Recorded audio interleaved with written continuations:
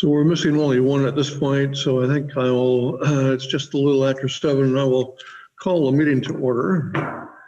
And we do have the minutes for December 1st, 2020. Is there a motion?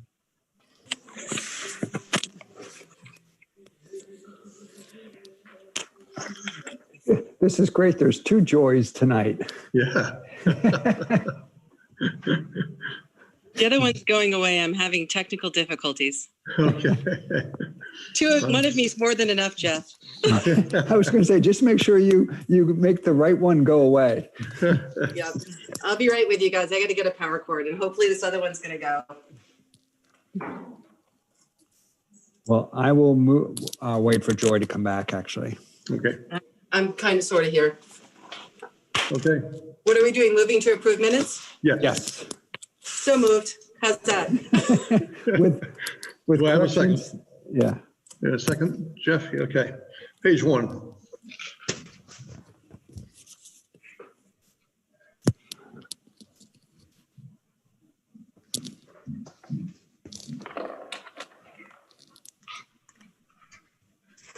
There's Ted.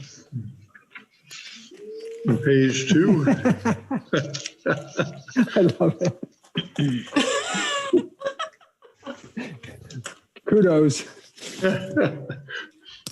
We're on page 2 of the minutes.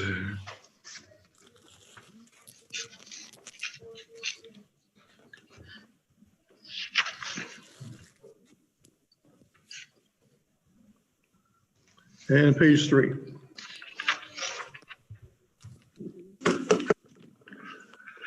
So hearing no corrections, all those in favor of approving the minutes of December 1, 2020, raise their hands. 1, 2, 3. I'm abstaining. Oh, you were there.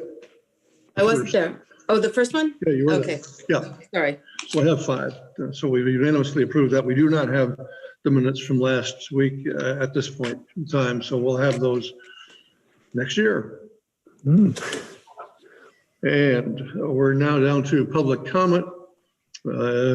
Eric, is there anyone out there who wishes to make public comment?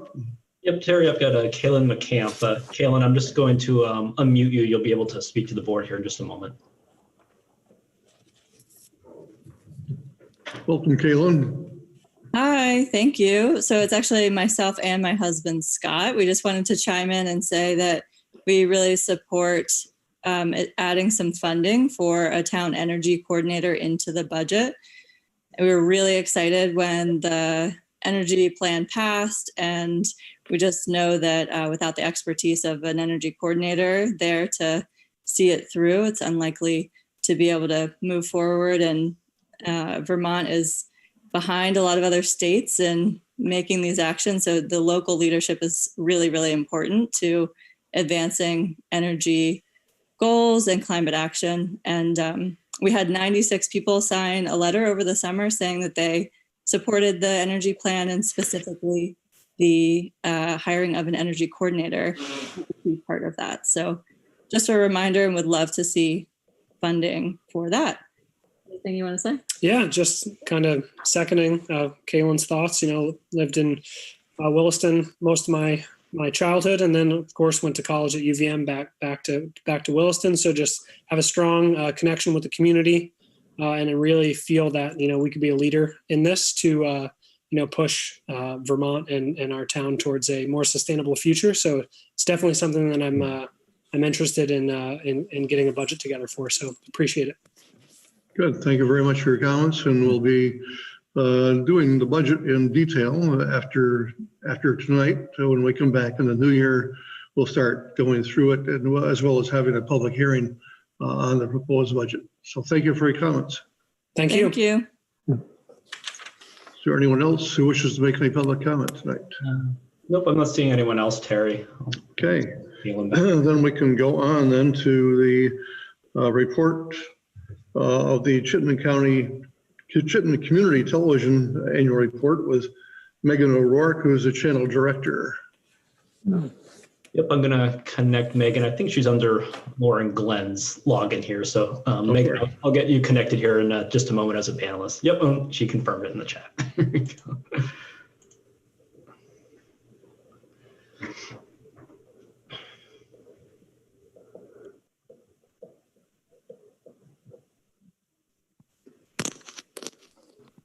Welcome, Megan. Hi, folks. Look forward to My it. name quickly. Go right ahead. Hi. So thanks. I trust that you've all received the memo that I sent via Eric. We have had an interesting year, as you all have as well. I am here to answer any questions that you might have. I'm willing to also just give you a rundown about Town Meeting TV's year. But I guess I'll just start with asking if there are any specific questions that you have looking at the memo. Probably not at this point in time, but perhaps you can give us a brief description of what you've been doing for us over the course of the year. Then we may have some questions about what lies ahead for us. Great. Actually, if you don't mind, one quick question. How's Scott doing? We haven't seen him in like 7 months now. I know. Well, his house is very clean. Okay. And he misses you all greatly. And he has been doing some, and we'll get to that, he's been doing some community coverage for us. So as you know, Town Meeting Television is the government access channel for 7 communities in Chittenden County, Williston being one of those. And we are a government access channel that also provides community education support, community television coverage. We do election coverage, legislative coverage, and we are administered under the umbrella of CCTV. One of the things that you'll see in my name when I guess I logged in as the Lauren Glenn account, but one big change is that we have dropped the channel 17 from our name, and we are now just going by Town Meeting Television. And this is going back to May, after a long series of litigations with Comcast, and we could go into that in any detail that you'd like, but the long and short of it is that Comcast moved us out of the tier that we had been in. So the channels that are most familiar to you are probably channels 15, 16, and 17. And all of those channels were moved to a new, what's called the PEG neighborhood in the thousands. And so if any of you have Comcast still and you wondered where did they go, we are now on channel 1087. And what we have heard from folks, we got probably about $3,000 from Comcast to do the work of promoting that channel change, which we have done a lot of work. The part-time marketing person that we have on staff has done a lot to help folks understand that. And still I'm hearing from people that they, did you disappear? I had to reprogram my remote. I had to, I couldn't find you. I don't know what happened to you. So that was a big thing that happened in May.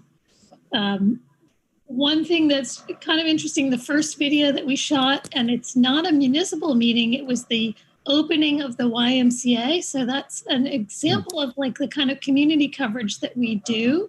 And we renegotiated contracts last year with each municipality, and part of that was to do some community coverage in addition to the regular meetings that we cover.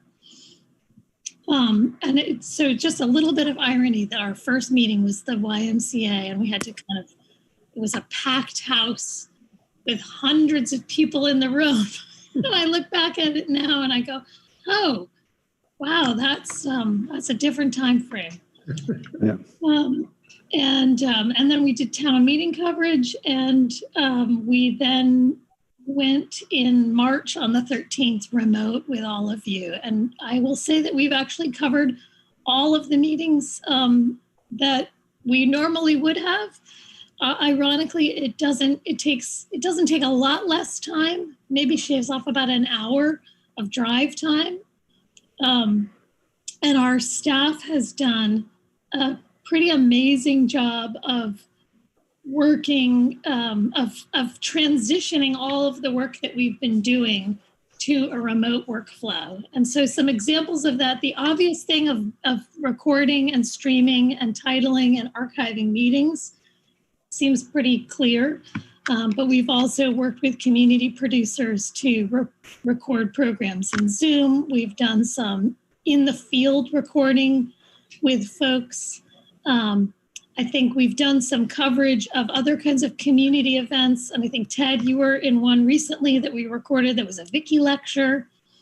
And so part of the work of recording the kind of interstitial community programming that goes into our local democracy and archiving that for the future has been really important. In addition, we do internships. So we try to, I guess, get the most for our money. You know, what other way do you put it is when we are working on something, we are thinking, how can this also be a teachable moment for folks that we are bringing alongside us? And it's not lost on me that half of our current staff came to us as interns or through some sort of educational programming. So that is, it's really important in building the community, in building our workforce, but also in the work we do in the community. We recognize, so getting to the ask, the financial ask. So the big part of our funding comes from cable subscriber revenue. And I think we have seen in the last 5 years, if I'm going to try to remember this correctly, it's a 7 to 10% drop in cable revenue, while at the same time, healthcare costs and staff costs continue to go up. So this is not something new to anybody. And we recognize that we have been working for probably, we've known that was happening, and we've been working for 10 years on trying to figure out ways to diversify our funding. So we do fundraising, we do grant writing.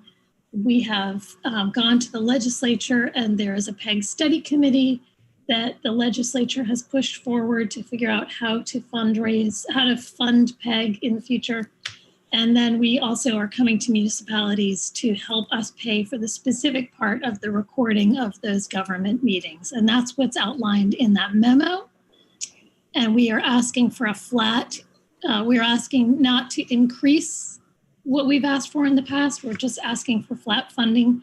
I recognize Williston you're in a tougher spot than a lot of communities that are relying solely on property taxes. You guys are probably going to see a different hit than other communities that we work with. So I guess I'll leave it there. I hope I haven't taken too much time. Can't even see the disembodied sense of speaking from your kitchen. Such an so odd. Maybe you're all used to it now, but so I'll leave it there, and I'll ask if there are questions from that. Okay, thank you. You answered my question because I was looking at the document regarding the budget, and it's always nice to have it flatlined, if not decreased. But we do appreciate the services that we have received in the past from your organization. So, are there questions for Megan? Megan, what's you said the decrease in cable revenue. I don't understand your business well enough to understand what that means, what's happening. People are watching TV on Netflix and Roku and over-the-top streaming services. And that's not regulated in the same way that cable is regulated. Cable is regulated according to I think it's the 1992 Telecommunications Act that requires basically that the cable companies give a portion of their revenue in the form of a franchise fee. It's if you get cable, you see it. It's listed as a PEG fee, and that is given back to the communities in Vermont, most of the communities choose to do what we do here, which is into community production of municipal meetings or studio production or independent television production, the PEG, Public Educational and Government Access. And people are just not, less and less people are subscribing to cable. Interesting. Okay, I did not know that. And Yeah. what does PEG stand for? Public Educational and Government Access. Okay. And just as I'm looking at your page 2 of the memo, and I had assumed, because we're calling our budget fiscal year 22 budget, but the amount that you're looking for to have included in our fiscal year 22 budget is what you're calling fiscal year 21. Yeah. Okay. Yeah. All right. Yeah. Then I am good. Thank you. Any further questions for Megan? Megan, I just wanted to say the thing that I did that was on cable recently, I didn't know that was going to be on cable. Sandy Baird was the organizer, and she forgot to mention that was going to be on. So I just want to say I in no way would have dressed as comfortably as I was for my close-up that night, but no harm done, and Okay. you know, Well, I think it went well anyway. Yeah. Yeah.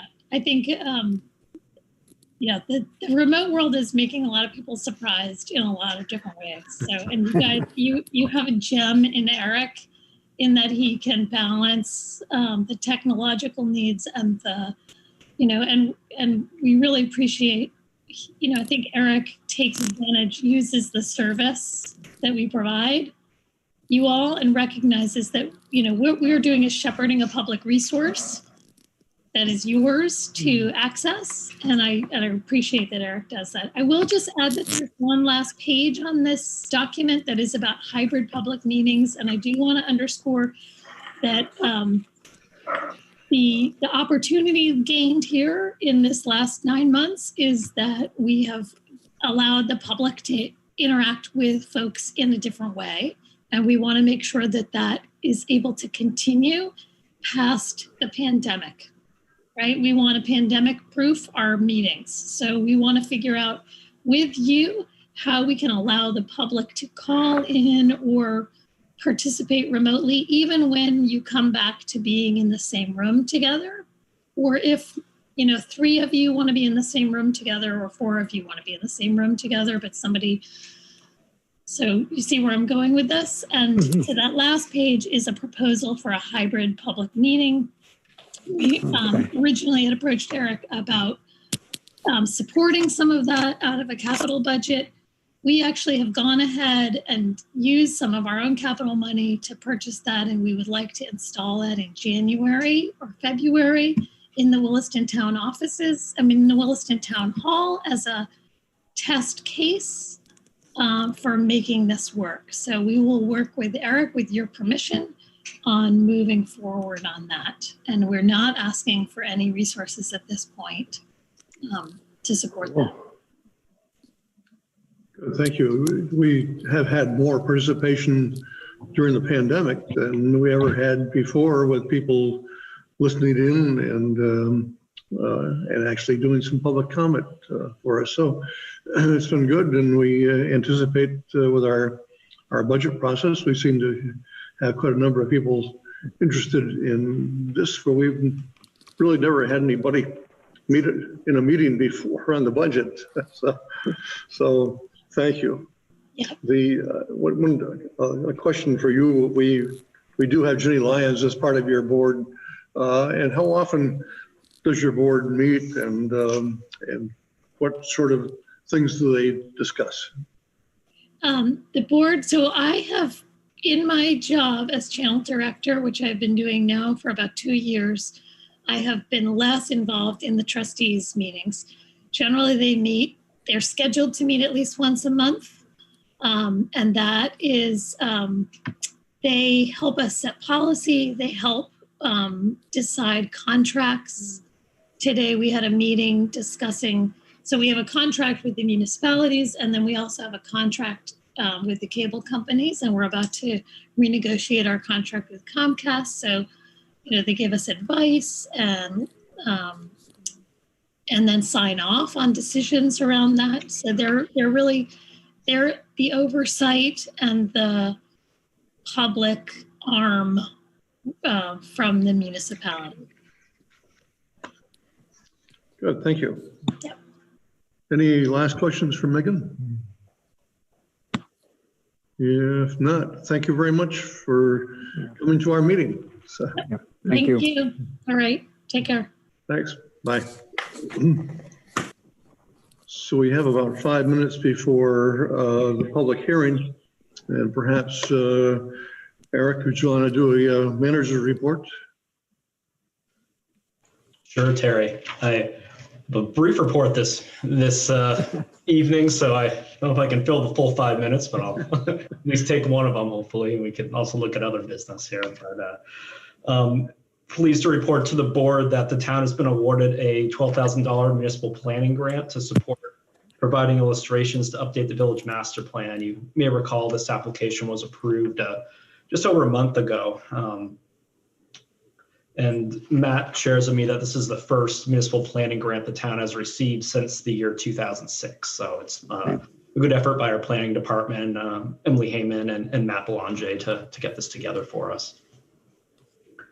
And see, that is just about all I have on the manager's written report. We have made a new hire in the highway department, and we're fully staffed in the police department as of today. So sort of positive staffing news to report. Yeah.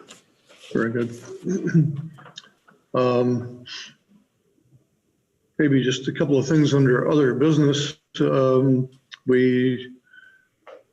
The charter changes have been drafted by the Legislative Council and have been sent back to Jim and Aaron for their review and approval. And essentially, it's just a rewrite of the proposal that was put in last year. And so nothing much has changed with that. The person who drafted the bill has listed the problems that he sees with at least two of our proposed changes, which we anticipated. And the first one is the constitutional problem that where the charter changes are asking for the ability to change our charter if any other town changes it in a particular way without having to go back to the legislature. And he has called that into question for the committee in the legislature to look at when they do it. And the other one is the proposing a charter change to do something different than the legislature did last year on contract bargaining, and the proposal for a resolution step that we currently do not have, and the charter change would not go along with the legislation that was passed. So we'll see what happens in the legislature. It'll be ready to be introduced during the first couple of weeks of the session, and hopefully the Committee of Jurisdiction, the Government Operations Committee of the House, will take it up and do whatever they're going to do with it. So that will get that on its way anyway. There's a couple of things that are other business that will take a little bit more time, but we're getting close to 7:30, and I think we can start the public hearing on the grant closeout on the community center. So if Amy Demetrowitz is on the line, we can bring her in. I'll read the warning. Yep, Amy, I'm getting you connected right now. There's Amy here. Good. So the town of Williston received $100,000 from the state of Vermont for a grant under the Vermont Community Development Program, the VCDP. The town of Williston Selectboard will hold a public hearing at 7:30 p.m. on Tuesday, December 15th, 2020, to obtain the views of citizens on community development, to furnish information concerning the range of community development activities that have been undertaken under this program, and to give affected citizens the opportunity to examine a statement of the use of these funds. So, Amy, welcome to our meeting, and perhaps you'd give us a brief overview of the how this all came about and what happened, and we can go and open it to the public for comment. Great. Thank you very much. I'm sorry, I'm kind of struggling here for a minute with my screen. Can you all see me? Yes. I was going to try to share my screen. And maybe Eric can help you with that. Yeah, Amy, it should have permission. If you go to the bottom, that share screen, the green box. There we go. Something's happening. You got that? Yep. There you go. All righty. Thank you. So thank you very much. I'm Amy Demetrowitz. I'm with the Champlain Housing Trust. And yes, I wanted to report on the town of Williston's VCDP grant that was used towards our project called the Old North End Community Center at the old St. Joseph's School in the Old North End. I actually first came to the Williston Select Board. It was in December of 2017 to ask for the town's support. We finally did get the approval for we got the allocation of $100,000 of VCDP funds in December of 2018. So since then, a lot has happened. We are complete with the project. The former St. Joseph's School has really been turned into a thriving community center. There are 3 floors. This was an old Catholic school with 3 floors, and there are just a plethora of community organizations that are now occupying that building. And I'm going to go through them. Up on the top floor is AALV. That is a program, a nonprofit that works with immigrants and refugees, helping them get connected with the services and supports that they need in order to be successful new Americans. They serve immigrants and refugees across Chittenden County and Vermont, many of whom are living in Williston, which is one of the reasons we did approach the town of Williston to support this grant application. It is, although the building is in the Old North End of Burlington, it really does serve people throughout Chittenden County and Vermont. AALV provides help navigating access to different services and housing, employment training, ESL classes, citizens classes, childcare, mental health training. They really provide an amazing array of services for the newest people of our country. On the second floor, we've leased that out to the Burlington Parks, Recreation and Waterfront Department of the City of Burlington, and they sublease to a number of different organizations, including Very Mary Theater, the Hindu Temple. They run a senior center there. They have a large gym on the second floor that serves as indoor recreation, as well as a meeting space, and it also has the theater for Very Mary Theater. Also, Vermont Adult Learning runs their programs out of that building as well. And then on the ground floor, we have a daycare center, Robin's Nest Daycare, which has been there for 35 years, doing high quality daycare and childcare.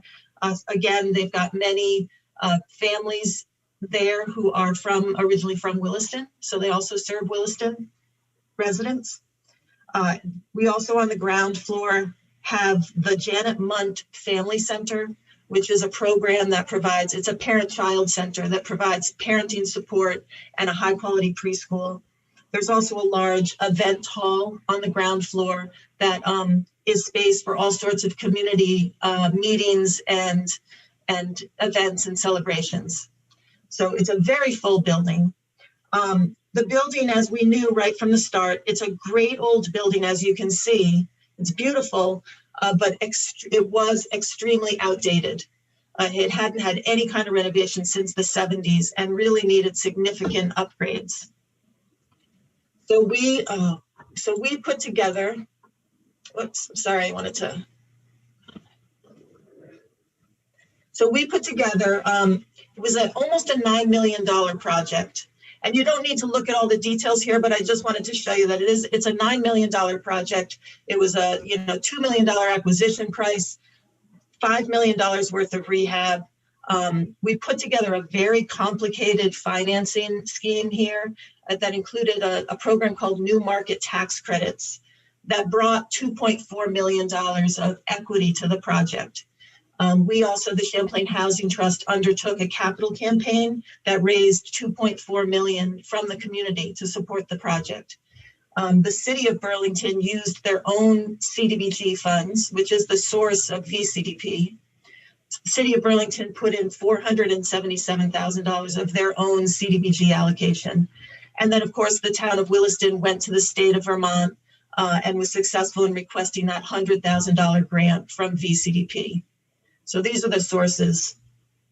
And here's what we did with it. Here was the building when we started. And one of the major, most impactful things we did was we opened up all of those front windows. If you see here, the panels above the windows, we were able to open those up and put in full-size, energy-efficient, historic windows. Really great impact just on the street. We also made major improvements and renovations to that marble structure on the front, the entryway. We were very committed to retaining the historic character of this building. That was very critical to us. Even on the sides, we weren't able to afford to put in the full-size windows, but those are energy-efficient windows on the ground, on the bottom, below the panels.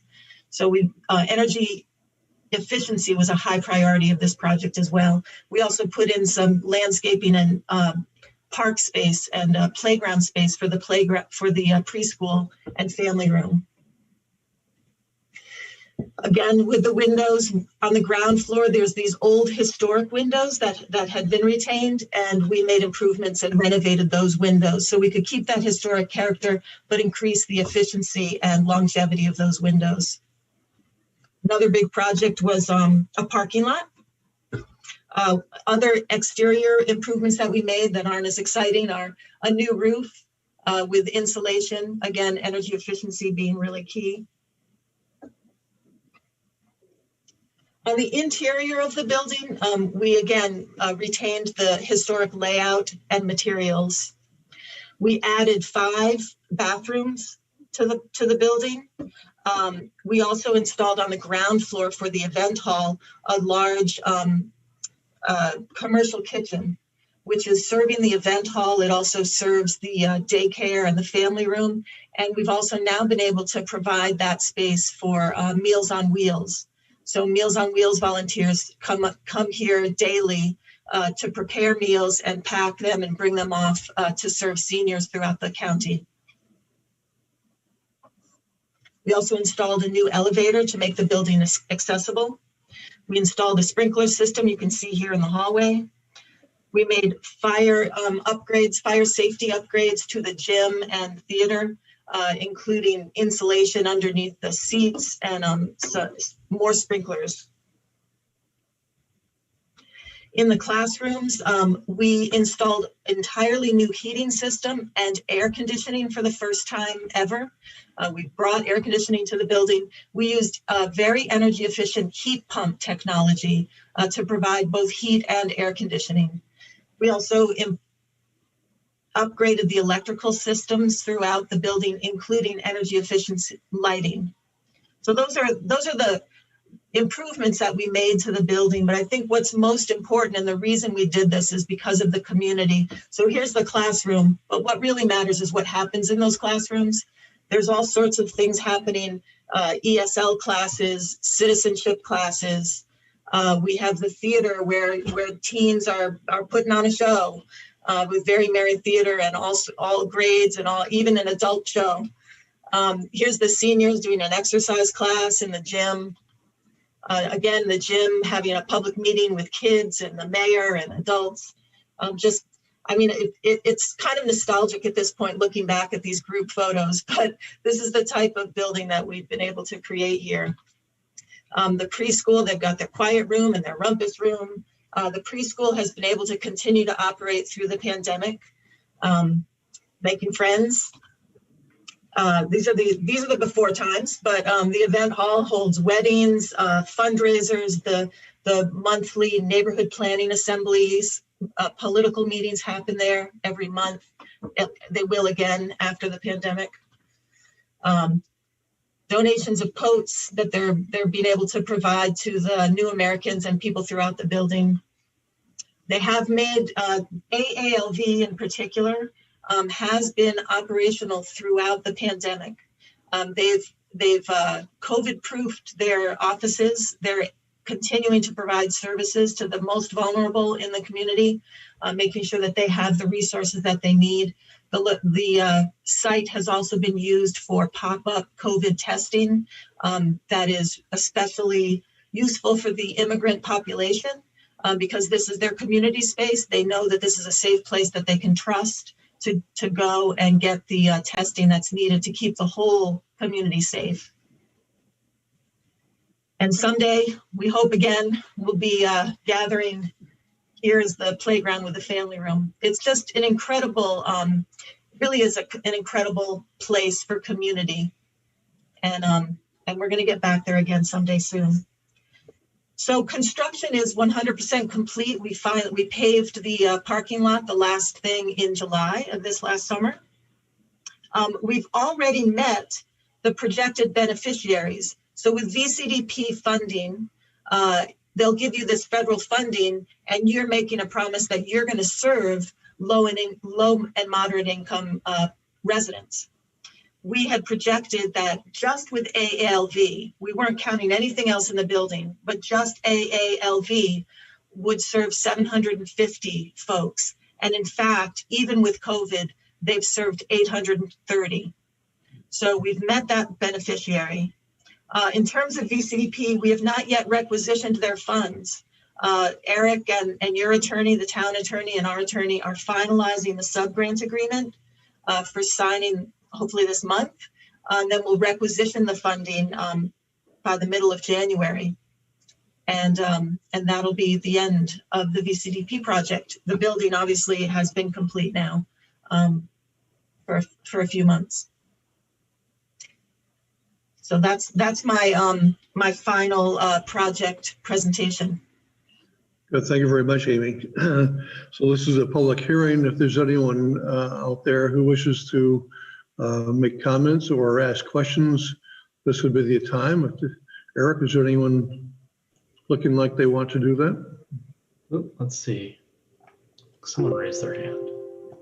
Oh, yep, I've got Carla Karstens. Carla, I'm going to connect you to make a comment. Just a moment.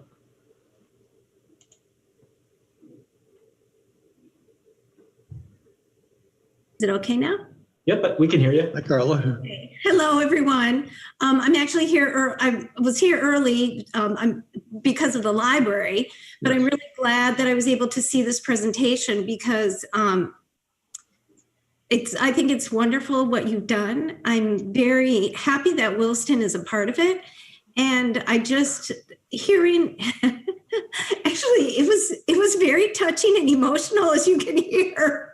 But especially hearing about the Janet Munt room, because I know Margaret Munt was just a beloved teacher for so many kids in Williston. And I'm sure that, you know, it was part of her legacy to have this Janet Munt room and to kind of hear the family name brought up again in this really joyful, beautiful building is, you know, really touching and kind of brings in another Williston connection to the whole building, which I think is just lovely. So thank you. And thanks for all that you do there. Thank you, Carla. Anyone else, Eric? I'll just kind of say a last call. Anyone else make a comment? Just raise your hand or type in the chat, please.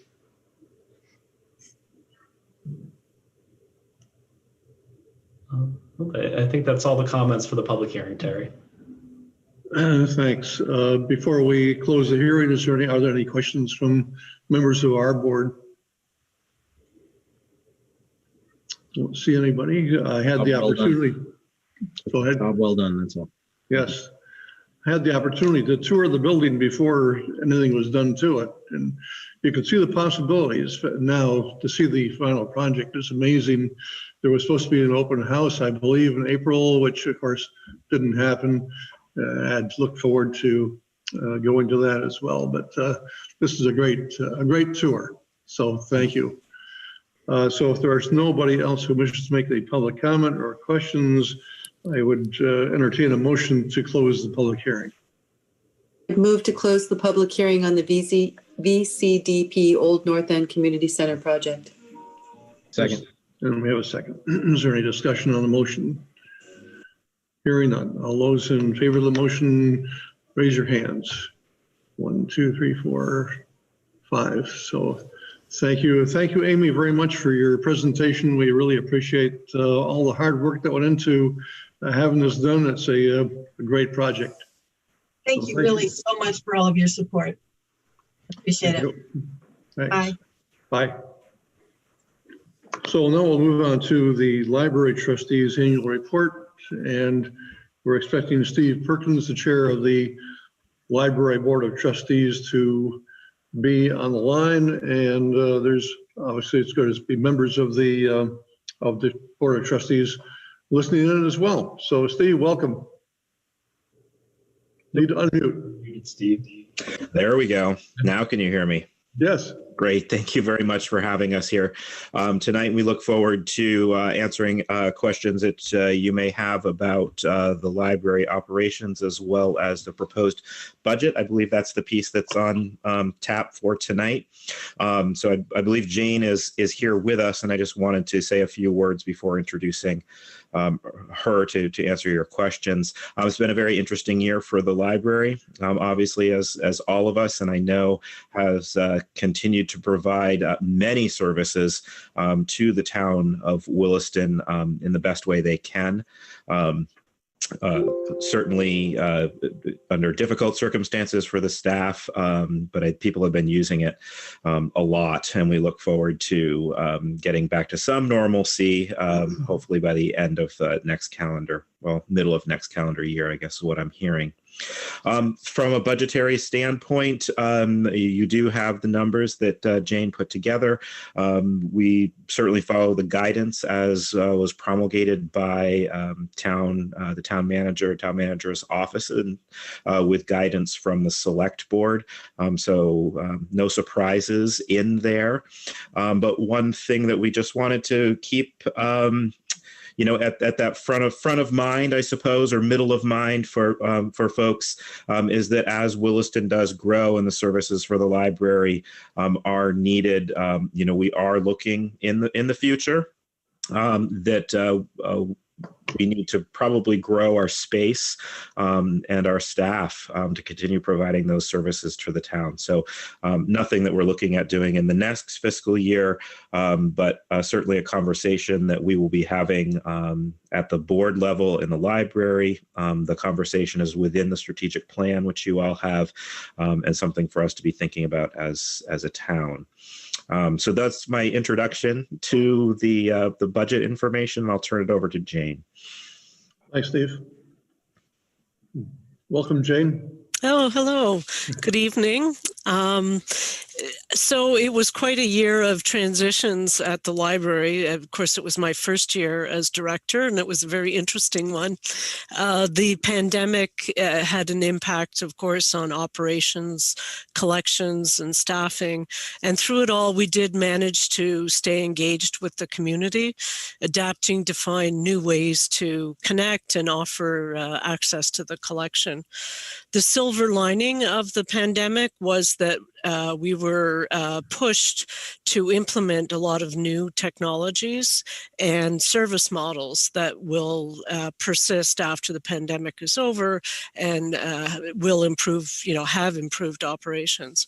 So some of the things were, we moved our adult and youth programming online using video conferencing. We implemented a software program to offer the large summer reading program that can now be used year-round for both adults and youth. We implemented online library card registration, so new Williston residents can get set up with the library, accessing ebooks, e-audiobooks, without having to come in. We were able to get them connected. We're still circulating our physical collection, obviously not at the level we were, but using contactless porch pickup. And we were browsing by appointment. We were up to 69 browsing appointments per week when we had to close down after Thanksgiving because conditions changed, but we certainly hope to ramp that back up at some point.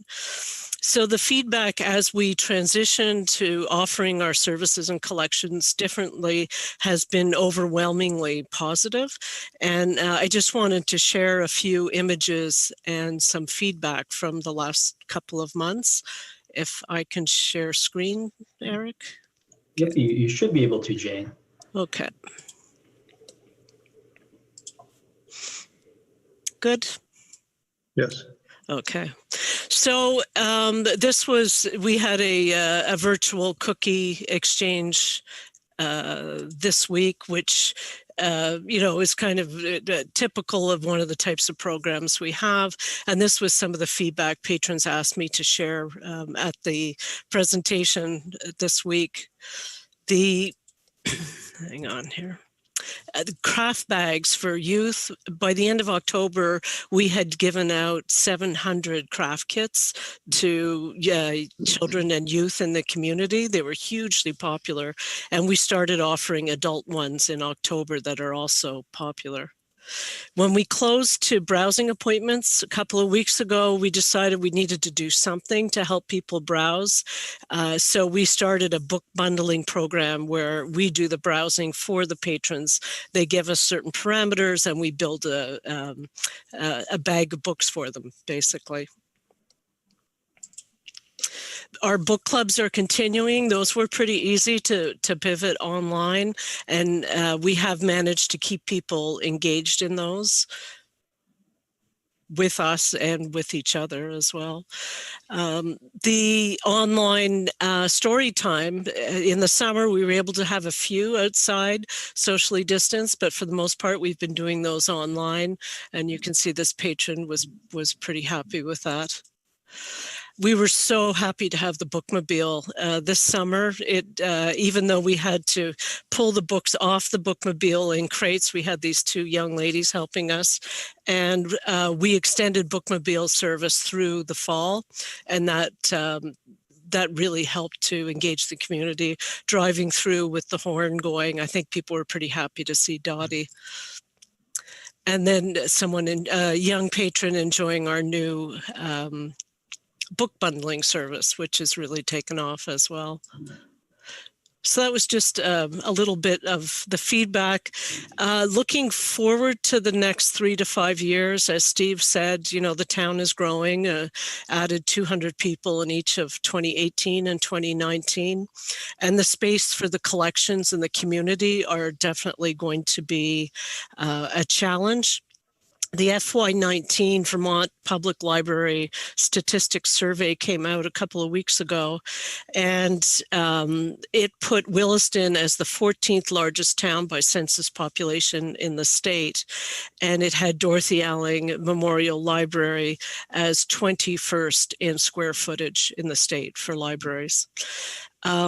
Happily, we ranked 6th in the state for circulation of physical materials and overall circulation. So that's pretty impressive circulation statistic. And we held 7th place for attendance at programming in the state. Also impressive. The community wants the collection and wants programming and that sense of community. So that was just my overview. I don't know if you want me to jump right into the budget or. Let's do questions from the board first of all, and then we can, if there depends on what we do with there, we can get into the budget. Questions from the board? Good. See nobody asking questions. Perhaps I'll ask just one. I was chatting with Eric just before we went on the air about the great success that the libraries had during the course of the pandemic. And would this have any bearing on the need for space? Because we've been talking about that for the past couple of years about increasing space for the library. And I got from what you said that there's still, or Steve has said, that there's going to still be a need for increased space and staff to deal with it. Yeah, I mean, you know, our electronic collections increase, the usage is increasing, but the usage of the collection and the space for programming is very impressive and still strong and will continue to trend that way. I think if anybody has visited the library on, say, a Tuesday afternoon or really any afternoon after school, or have come down and attended some of the special events that in non-pandemic times happen almost every single weekend, you'll find that you can't even find a spot to stand in the library. It's so packed. And then staff as well, whether the programs are virtual or happening in person, it takes staff to do that. And we have very limited staff workspace. I think that's one of the real limiting factors in our library. So we bring it up tonight just because, you know, we always want to be thinking about what does the next 3 to 5 years look like. Again, you know, not something we're thinking about for this next fiscal year, but it's worth studying and thinking about, and the board will be, the library board will be looking very closely at this over the next couple of years. Good, thank you very much. So Jeff here. Hey, everyone.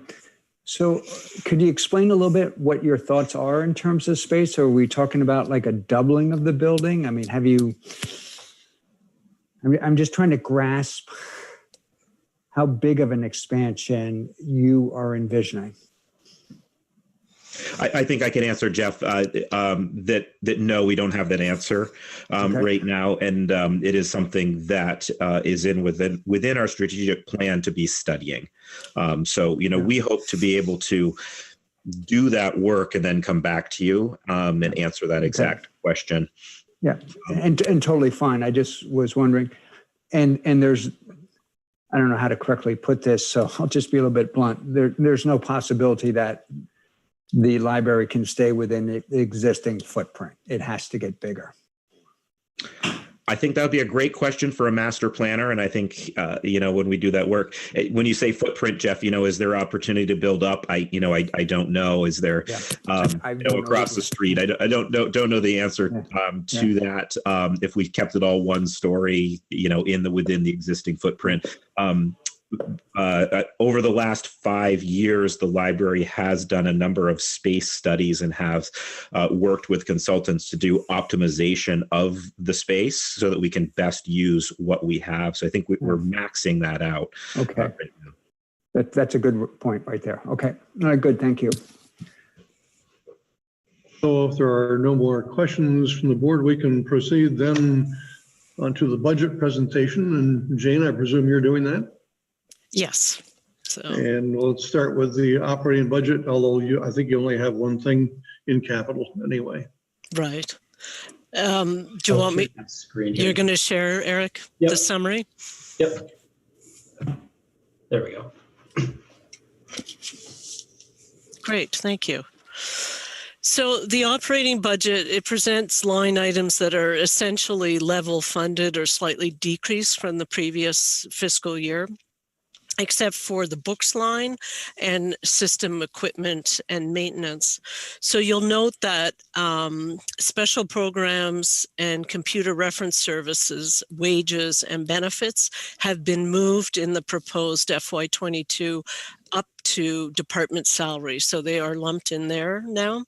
And program presenter and materials and system equipment and maintenance have been moved up under library operations. That was just to simplify the accounting, and it was a little bit more logical.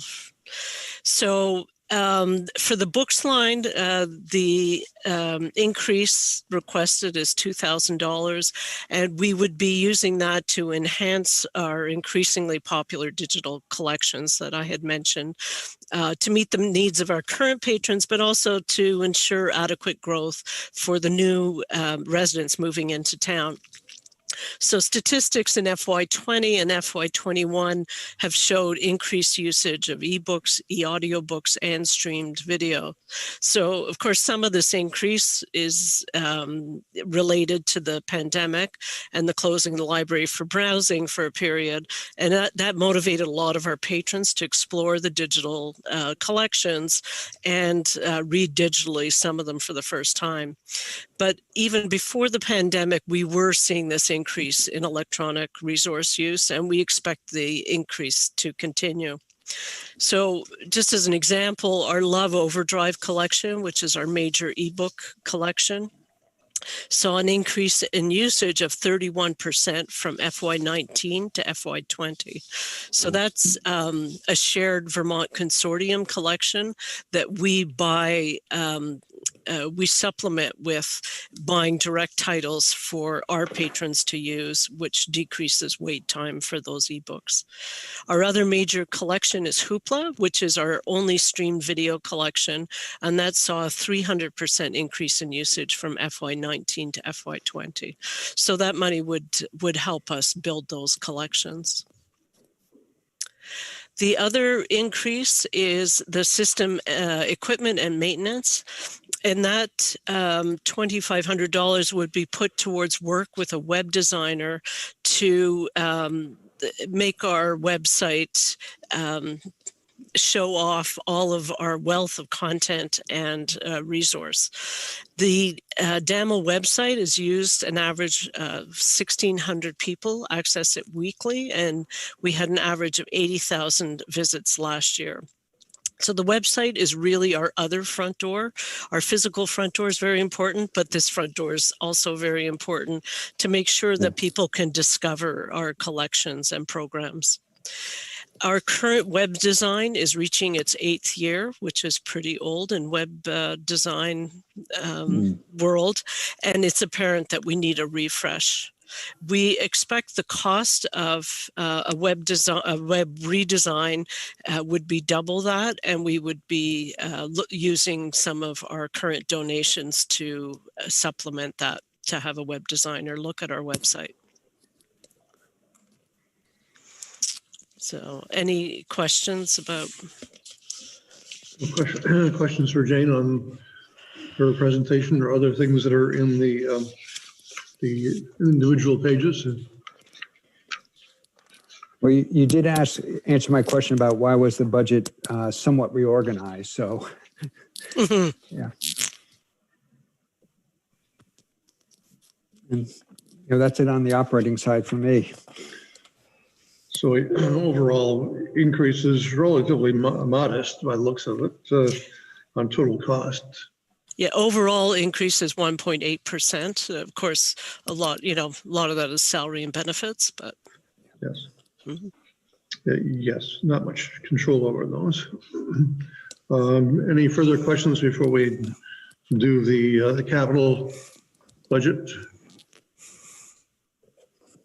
If not, I think there's just one thing on the capital budget, and that's the bookmobile. Yes, the request is for. No, 3,500, I think. Yeah, it is. The request is for $7,500 towards the replacement of the bookmobile, assuming a cost of $90,000 and assuming 12 years of use.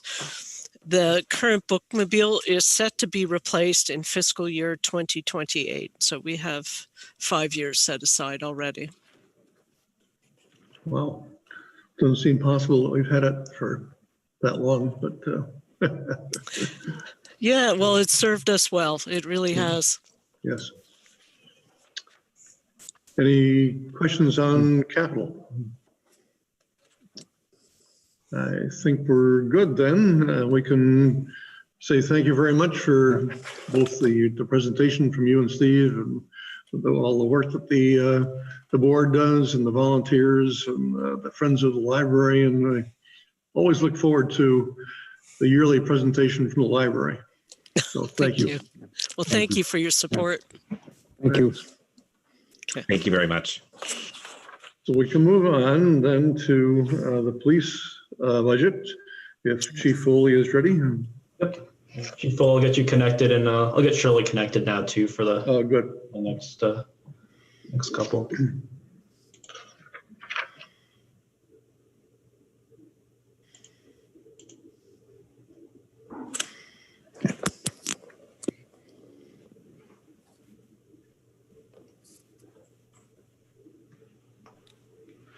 So welcome to Chief and Shirley. I can see Shirley, but I don't see the chief yet.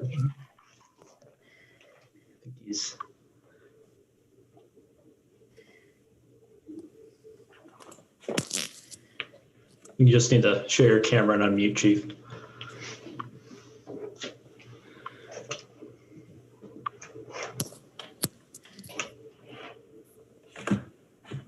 There he is. There he is.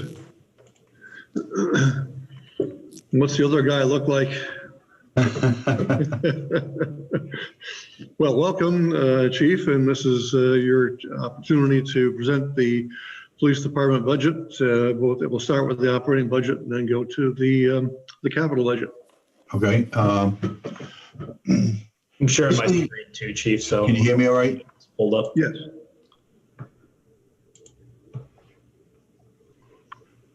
Basically, I'll wait till he brings up my. Back to the beginning here. Sorry, I didn't write this page down ahead of time. Just be a moment. You're doing the operating, you said, for us? Yes.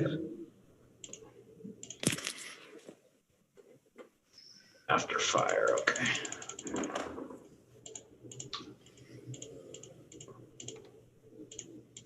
There we go. Please There we go.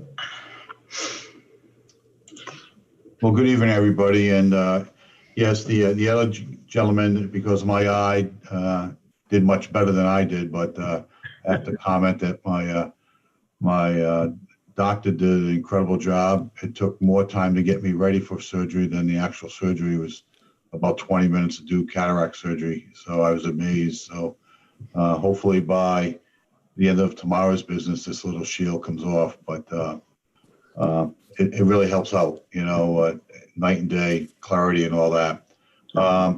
I'll go through my budgets and then I'll give an overview of what we've been doing during the pandemic and then what I see as needs for the agency over the next 3 to 5 years.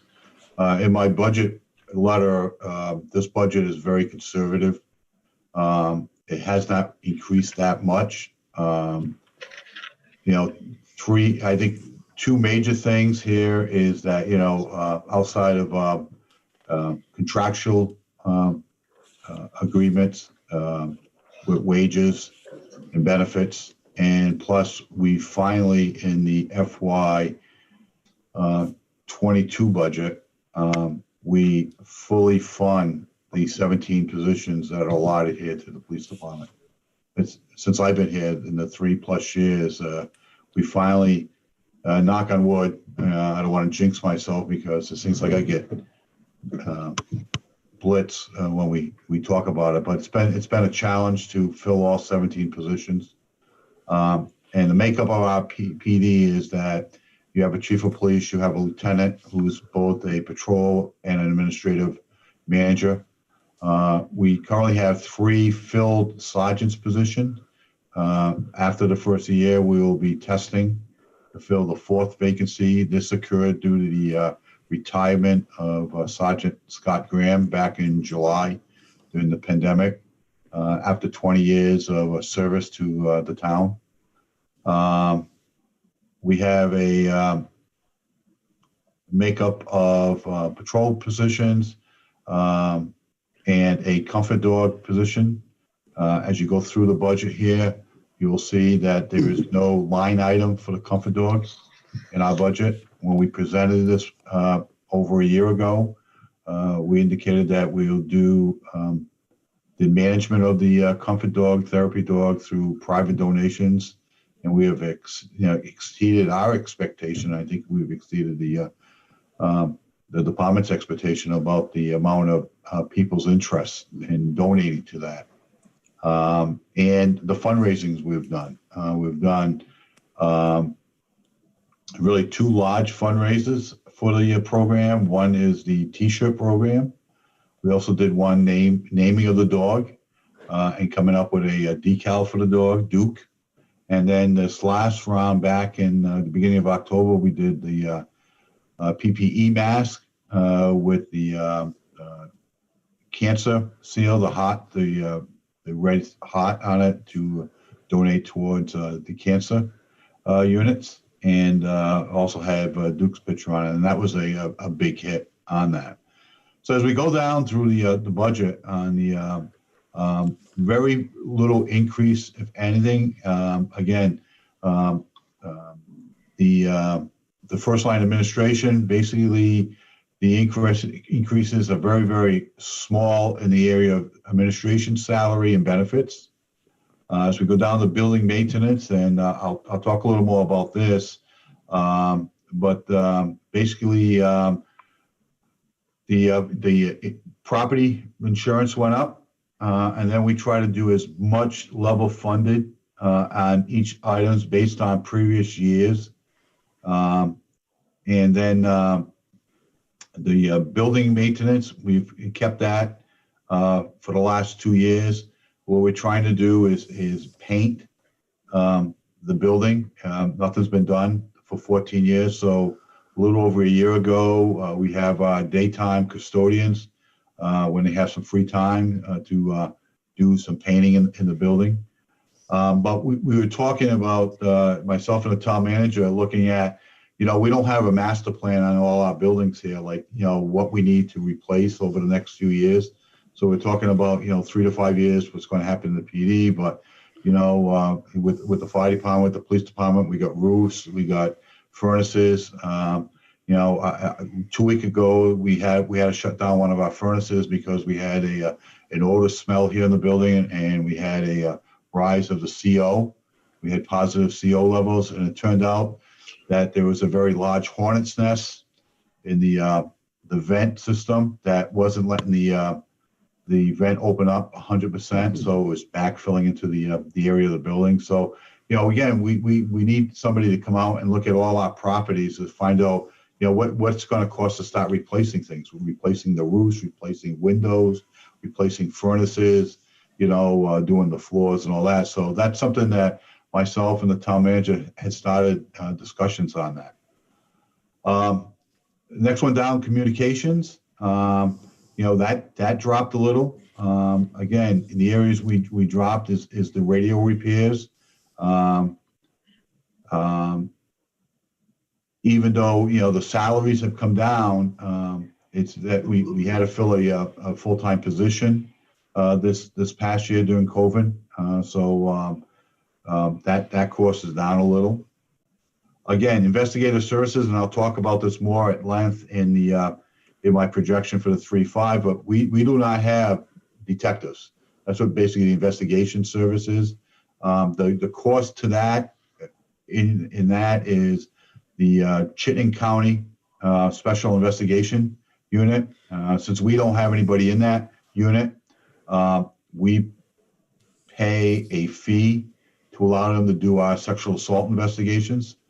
And they've done incredible work for us, assisting us. We had a case a little over a month and a half ago involving two 12-year-old juveniles that were victims of a sexual assault, and they came out that early in the morning to assist us, and ended up charging a 24-year-old male that was involved in the incident. The investigation expenses is basically, we still do a lot of our own detective work. So people use cell phones and all that. So we need to, get into those and look for data. So that's what the investigation expenses are on that. Our patrol services, again, like I said, we finally made it to that magic number of 17. It has been a long challenge, especially in this day and age now. But it seems like it's like a roller coaster. This is not the first time we've been at full strength. Back in 2019, we were at 17 full sworn officers for about 24 hours, and then we lost positions. This past year, we lost 2 patrol positions in addition to 2 vacancies that we still had. So that was 4 positions down, and it's just the dedication of the officers here reaching out to people they knew that maybe wanted to relocate, or advertising. We advertised in well over 30 colleges throughout New England and parts of New York on their employment sites. We've attended job fairs throughout New England and parts of New York. So again, it wasn't where they just sat back and says, well, somebody will come in and one day we'll get up the full. Everybody wanted those 17 positions filled, and you got to really look at that. That it's the dedication of the employees that we have here that want this agencies to advance and go forward. In addition to the salaries, we had to increase, the overtime. We have no additional personnel. So when I have vacancies on some shifts, and like I'm saying, like one shift now only has a sergeant and a patrol officer, they're 1 position down, and it's one of the busiest platoons we have. It's the night shift. So again, I do my best to give them extra bodies to supplement their shifts, and hopefully within the next few weeks, we'll have a recruit graduating from this current class, and I'll speak a little about that. I keep saying we're 17 positions. All the vacancies are filled, but we will not be 17 sworn available positions until probably July of August of 2021, because we still have another candidate that has to go to the full-time academy. And it's scheduled for March of next year. With COVID and the exposure we have going on at the academy right now, that looks like it could be pushed ahead to maybe sometime in April. So it's 16 weeks and then postgraduate training. So we're looking at maybe August, if not by September 1st, we're on paper and on everything else that we are actually operational 17 positions. So, if you've been following what's going on in Burlington, it takes us about 6 to 8 months to recruit, background, interview, test, everything to get somebody ready for a police academy. And if you fall in the time frame of, one already began and you can't get a seat in there, then you got to wait at least another 3 or 4 months to get to the next academy. So you have to go through the whole process of applications again and get a seat saved for them. So it's really, really, long process. It's not, you can't wave a magic wand. It's nice to, we've gotten a few recruits that came from other agencies. It doesn't cost us anything, but we still have to do backgrounds on them. We have to do them through our field training program. So, but we don't have to lose them for 16 plus weeks. We started, this the current year of 2021 and this year with the gasoline. We started looking at the actual gas and miles and the amount. So we've got a really clear picture. And again, we're not sure what the price of gas will be over the next 12 to 18 months. So we increased that line item a little more, and we backed down a little on our training and our equipment. Right now with COVID-19, we can't do a lot of hands-on training. Everything's through, like we're doing tonight with our meeting here, everything's through Zoom. So like if you have to do tactical stuff or hands-on stuff, you can't do that now. So so a lot of the courses we're attending right now is on Zoom. And so it's not cheap, because there's a lot of people out there really pushing law enforcement training. Community support, that is our the next line item down, special programs. That is our outreach program. It's dropped down. Yep. And I think because more towns are buying into the community, the outreach program. I know Richmond, Heinsberg has decided to join. So again, it spreads out the cost to all the communities. But that is very, very important to this community here. We use them a lot. They work with us very closely. They enjoy coming here. So again, it's really, really important to keep that program operational.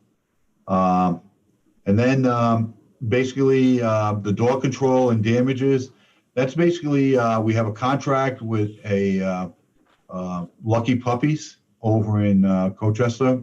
We are able to board the dogs that we pick up and nobody claims, 365 days a year, 24 hours a day. So it works out good. And then our community justice program that's housed here, that money, we're supporting 2 of the positions. There's only 2 positions there, but through the Department of Corrections, they were able to redirect some more funds. I believe so, Shirley, if you're here on, to lessen our cost to operational. We provide the office space here, and again, it's been quiet because they haven't been in the building since March, and I don't see them coming back to prior to summer of 2021. So that's it on the police budget. If anybody has any questions. So questions from the board regarding the operating budget? I don't see anybody with questions, so perhaps we can go on to finish up the capital and then go to your forecasting.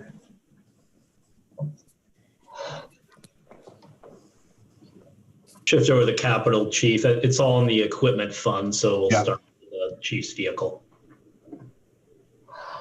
Yeah.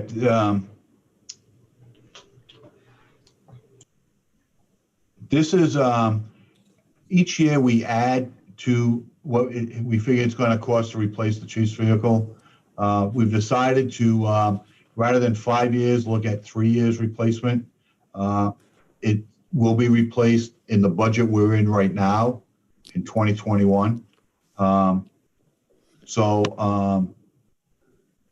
But we build it out. So after 3 years, and what happens is that vehicle that I have will be transitioned over to the lieutenant for his vehicle, and then a new vehicle and then the unit that the lieutenant is using will be transitioned into the Comfort Dog program or BCI position.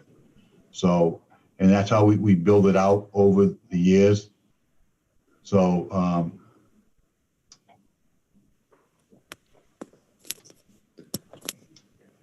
the next expense would be the fleet vehicle replacement. We figure it costs to outfit a full-time patrol unit about $75,000. And what we try to do is eventually we'll all have the same type of vehicle. We're going to the Ford SUVs. That way, when we buy a new one, we can transfer the equipment to the new vehicle. And usually you can get at least 2 transfers, like you buy one brand new, put all new equipment in, and then when you recycle the cruiser, you can transition most of the equipment into the new cruiser you buy, so your costs will be limited. Next year in this budget, the FY22 budget, we had planned on replacing 3 of the vehicles, 2 SUVs and our pickup truck.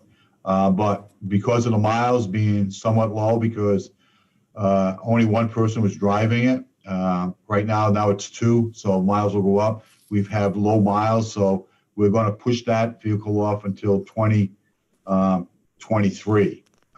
So again, so we're not burdening the town on that. So that's why that's our plans for FY22 is only replace 2 of the patrol units. We believe it will work for us to do that.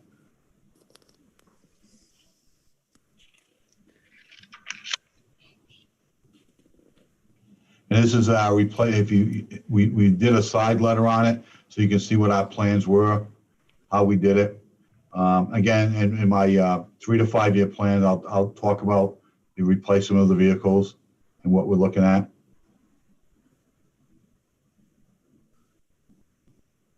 The traffic enforcement program, again, we've been working with the highway, public works about our speed monitoring signs and our speed trailer. We got 2 out there right now. We converted 1 to solar so we can keep it out there longer. We also have a covert speed monitoring that does not look like anything. It looks like a box. And it gives us the most accurate speed. So, because when you put a speed trailer out, people see the big white thing, the light is flashing, the speed is flashing, and people slow down. With our little covert box is that they can't see nothing flashing. What I want to do is be able to, build on these where if some citizen calls up and saying, hey, on my street at this time of day, there's a certain type of vehicle, this color, speeding, and we can input that information into the speed trailer and saying why and give a time range. And if it comes and hits somebody with that color of the vehicle and that time of day, we will get an alert on it. So we know the person is telling us. So again, with all the new technology coming out, we'd like to get a 3rd trailer because, they're in great demand. On our website, we post all our speed and data and what so if people are questioning on, like prime example, North Williston Road or South Brownell Road, you can go onto our webpage and see exactly, what the speeds are and where the increases are. So it's a very worthwhile investment we have here in this town. And police technology, basically, this is something that we're currently working on right now. We started that in 2019 or late 2018, early 2019 about installing security cameras around our property here. Town Hall got a bunch of them, and we just ran out of money to finish our project. So we decided to do it. We just applied for a grant on this increasing that for $75,000. So hopefully, we'll grant it. It's through Homeland Security, and Lieutenant Moore wrote the grant. So if that works out well and we granted it, we'll be able to install additional cameras not only on these properties here, the Town Hall property and the police department, but we'll be able to look at the fire department because currently they have no cameras. So we'll be able to tie in the fire department here to the police department for monitoring. So, we'll give them added protection on their property. And that's basically it on the capital. Good. Any questions for the chief on the capital budget? Don't see anybody. So you were going to give us your projections for the next number of years. Yeah, let me just talk about this current year. I've been on this job, law enforcement, since January of 1977. I started as a beat cop in Burlington and worked my way up to the rank of chief of police. This is my 3rd agency.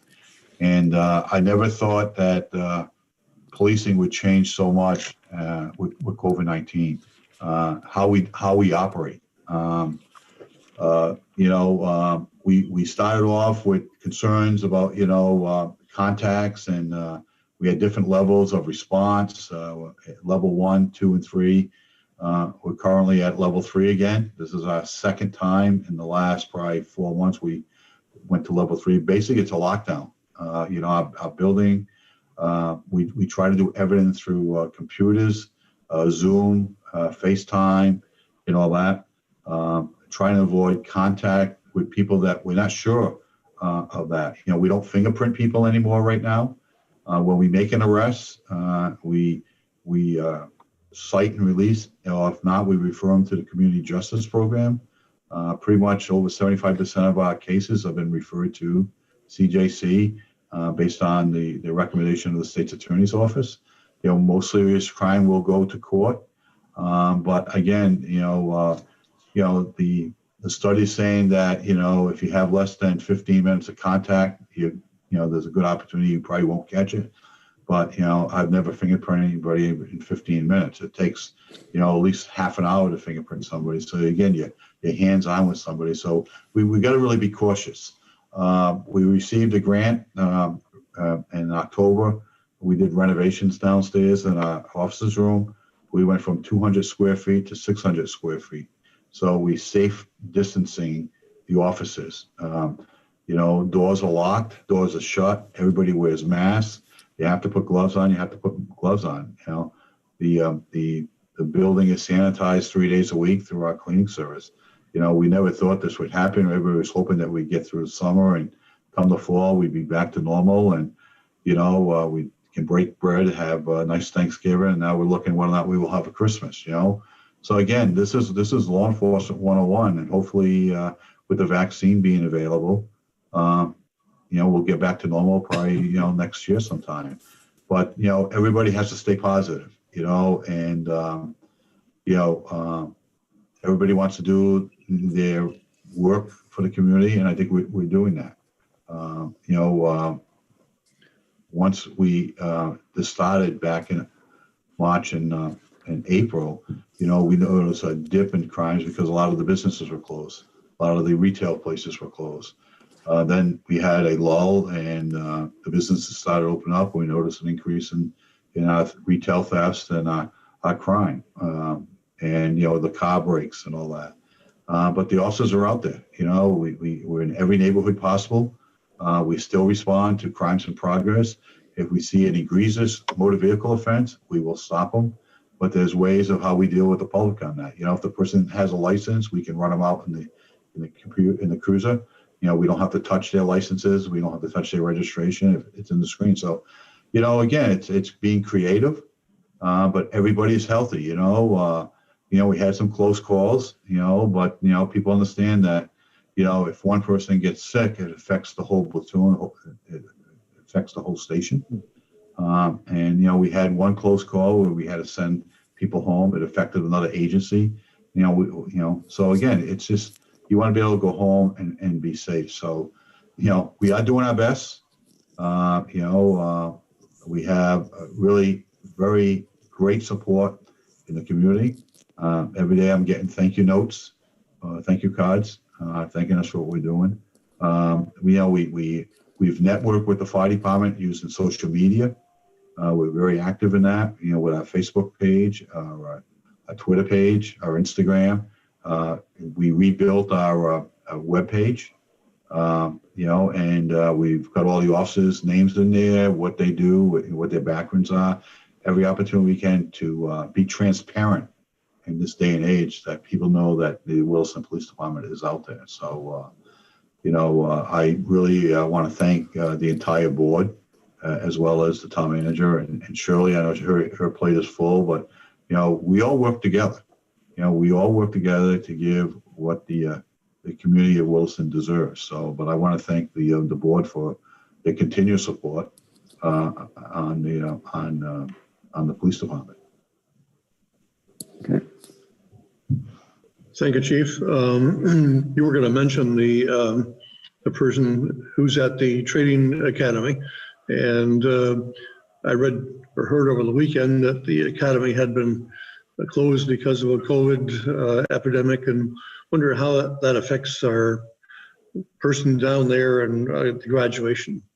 Well, again, we were 3 weeks away, and this happened. And it creates a bump in the road because they were supposed to graduate next Tuesday, the 22nd.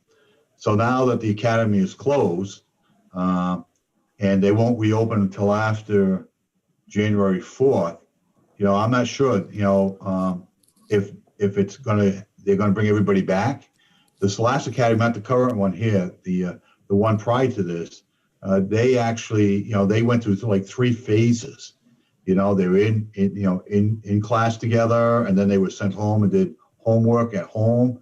And then towards the end, they brought them all back and quarantined them pretty much locked them down for 7 weeks to include all the students, all the educators, all the instructors, so they could get graduation done. What this class currently in, and our office is in there, they're missing their final exam and their final practicals. And, you know, so again, those are two big things. You know, you can, to get your certification, you know, you need to do that. So it's a day-to-day. I put a call into the interim administrator this morning, executive director, and have not heard back from him. But, you know, I know that the place is closed, so whether or not, you know, they're all quarantining. You know, I get, you know, daily emails from people there, but, you know, we want to knock on wood because, you know, that's until that officer is, the good thing about our officer there, he's level 2 certified. So he's able to work the road, but he doesn't have his level 3 certification. So, you know, he can come back and do patrol work, but he's still level 2. He's not a level 3. So, you know, that's the bump in the road. And then, you know, depending when this class is completed, it usually takes at least 2 months to recycle the building to get ready for the next class. So right now it's scheduled for the middle of March. I believe it'll probably be pushed off at least another month. So probably April. So then you got to, like I said earlier, 16 weeks. And the good thing is that our officer, Andrew, who's scheduled for that class, you know, we've been working with her to get her postgraduate classes all done. So when she does graduate, whenever, she'll be able to just go out to the road and not have to do additional training. So. Good, thank you. Other questions for the chief? Oh, I'm good.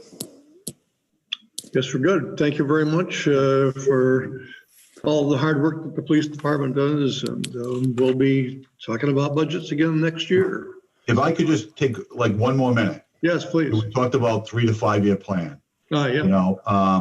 You know, again, it's a work in progress. When I took this job on 2017, I basically told everybody until we get to full strength and see what our weaknesses are, what our strengths are, you know, I can't predict. But in 2018, when I attended your retreat, I gave a brief overview that, you know, I can foresee adding a minimum of maybe 3 to 4 more positions over the next 3 to 5 years. You know, and, you know, we're not sure what the new president's going to do, the new Congress is going to do about grants. You know, for quite a few years, we've had the COPS grant.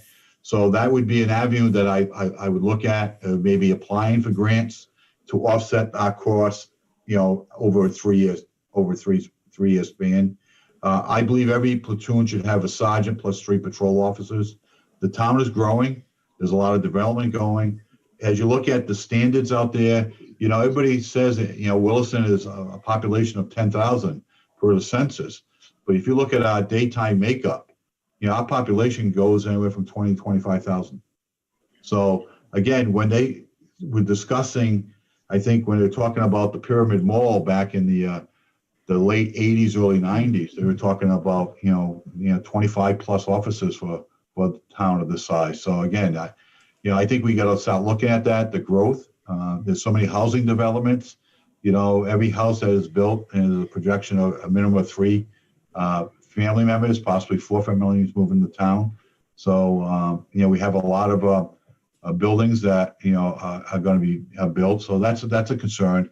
So as we add to our department, we need to grow our fleet, and we're looking at possibly adding 1 more mock cruiser to our fleet. So I can have dedicated cruisers for the supervisors and all that. So again, it's a work in progress.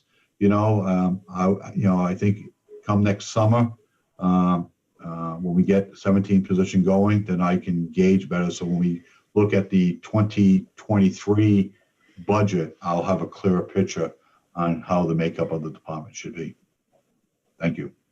Good. Thank you, Chief. Any final questions for the chief? No. Guess we're set. Thank you very much. Thank you. Have a good night and happy holidays. Thanks, Chief. So if we can get Fire Chief Collette on the line, we'll be ready. Last but not least, Fire.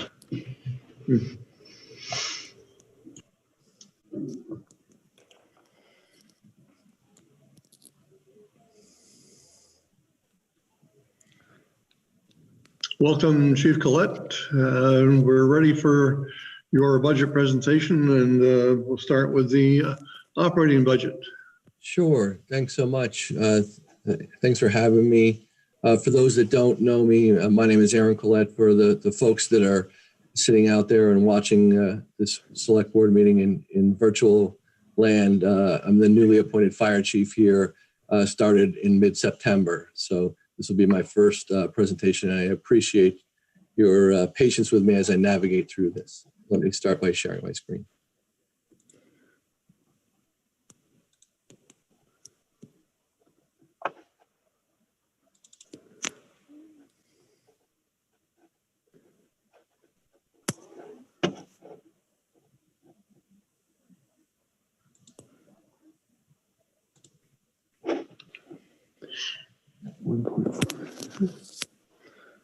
What do you see? And you've got a couple PowerPoint windows up, Chief. Okay. Stand by as we move some of these out here. There we go.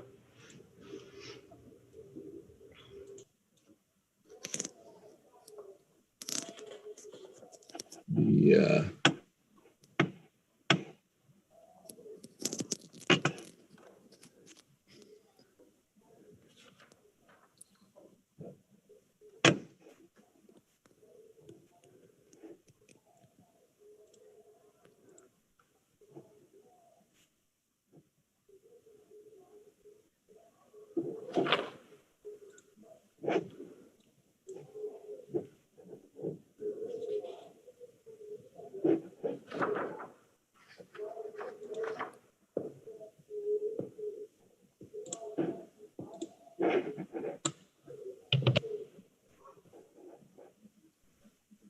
Came up in slideshow on our end now, Chief.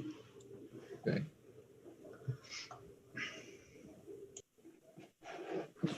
Thanks. How about that? Look good there? Looks good. Okay, super. We'll get through that.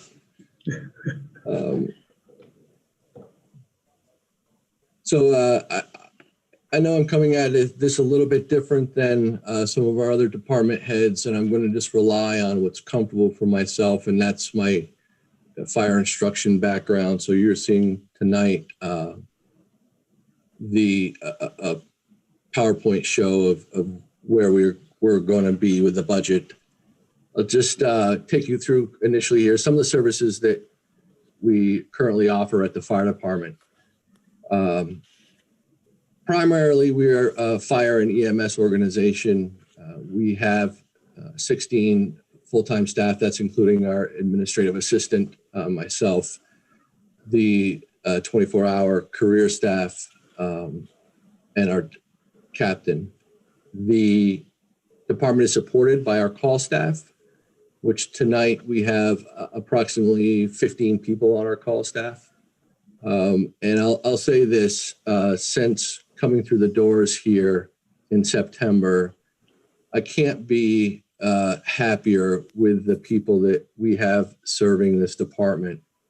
Their commitment to the town, their commitment to the profession, and they're innovators, they're forward thinkers, they're people that think on their feet, and in a lot of ways, they make my job very easy. So I just wanted to give some credit to our staff because they help me every day, and you should be proud of what they do. Other things that we do for here at the department, fire alarm response, tactical EMS, including an ASHER program, which is an active shooter, a hostile event response. We're working to evolve that program. In fact, we're going to roll that program out live later this week. It's been in development for a number of years, and I'm happy to say that we're ready to move that project forward. I don't ever hope that we need to use it, but it is something that's truly the new reality as a need for service that a fire department that does EMS needs to have in their repertoire, if you will. And many thanks to Senior Firefighter Dave Ariama, who's taken the lead on that. We continue with the traditional responses of motor vehicle crashes, elevator emergencies, hazardous materials, and technical rescue, initial response to technical rescue. Community services that we see out behind the scenes are car seat installation, which unfortunately has been placed on hold because of the COVID pandemic. Dry hydrant program, where we have a number of dry hydrants that we map and maintain across the town to use as water sources for fires that occur outside of the districts that are protected by hydrants. We have an AED initiative. What that's our automated external defibrillators. Actually, this is something that you may have seen tonight. I'm not even sure. I didn't get to see the evening news, but we did work with the media today on this, where we're going to try to progress a media blast. We're working with a company called Pulse Point. That's a free app where we map all of our AEDs across the community. That AED service, anybody that had interest, there was an emergency, if they were in a location and saw someone in distress, they could go to that app and it would tell them where the closest automated external defibrillator was, right on a map, which I think is, the next step to trying to involve our community in community risk reduction. Many thanks to Tony Szymanskis for Tony's work on that and in coordinating that here at the department. We also work collaboratively with the school safety committee, and Lieutenant Ryan Prouty is in charge of our fire safety plan reviews. So, community risk reduction campaigns include fire prevention. You heard Chief Foley speak about the collaboration between police and fire in our social media.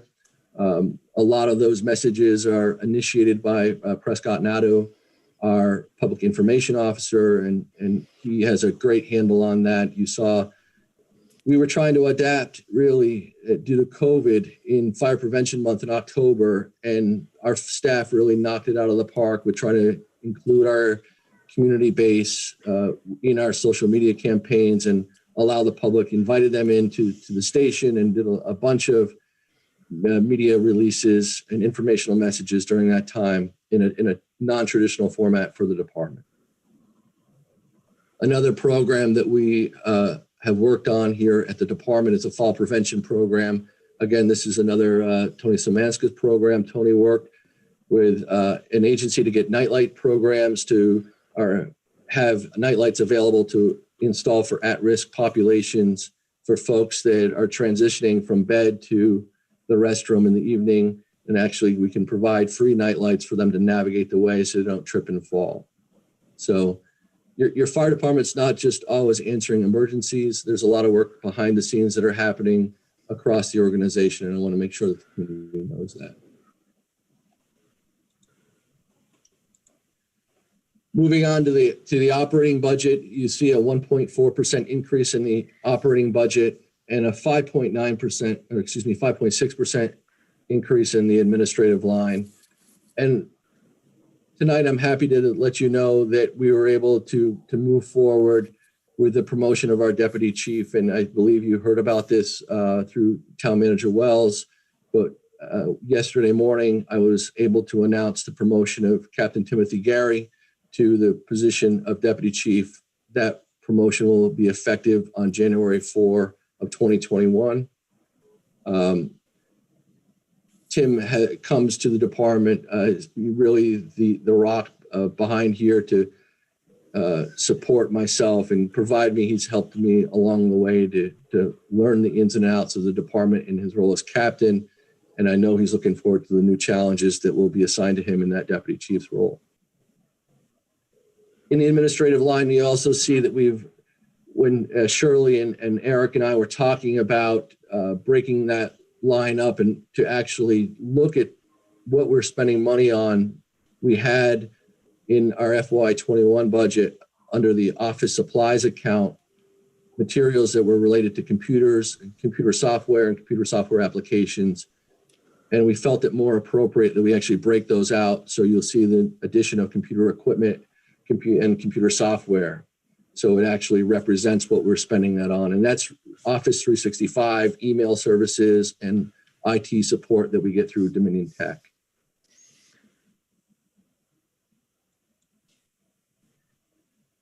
For the emergency preparedness line, we didn't change this line item.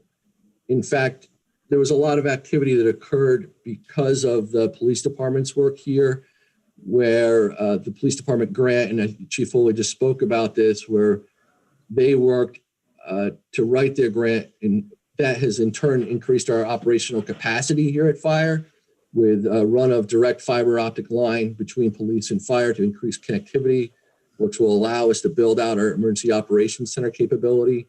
So we'll actually have quick, direct, secure access between both buildings to allow communications to happen through any emergency where we have to ramp up our EOC, which is housed here at Fire. That was funded by an Elger grant, and I know Shirley did a ton of work on this grant. I just want to acknowledge Shirley's work. I've seen a lot of people that work hard in their career, and Shirley is one of them. And so for all that she does for the fire department, I just want to say thank you publicly, Shirley.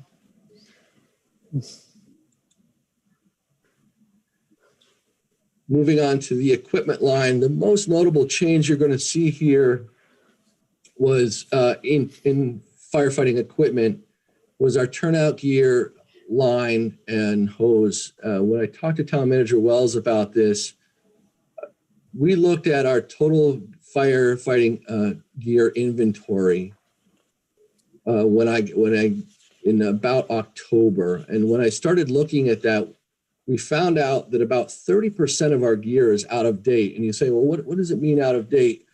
Well, the National Fire Protection Association, they have a standard. They set standards for the industry. And so NFPA Standard 1851 says that fire protection ensembles shall retire after 10 years from date of manufacturer. So currently 30% of our gear is out of date. So out of all of our inventory. Now, to be clear, what we've done is prioritize so that the responders who are out on apparatus right now have gear that is in date. But I can't say that's the case for all of our call staff or any of the backup sets of gear that our members have. So we need to set that as a goal. We can't afford to have our personnel operating in gear that's out of date just because of the sheer liability of that. So we need to keep our folks safe, and that comes at a cost. So moving that forward, we have mapped out the needs of the department. This again is driven by Lieutenant Prouty, and annually we're hoping to purchase seven sets of gear annually. And I'll just take you through the next slide here, which shows you what those costs look like. So the average coat with the specifications that we're purchasing today currently, by FY22, we expect that to cost $1,900 per coat.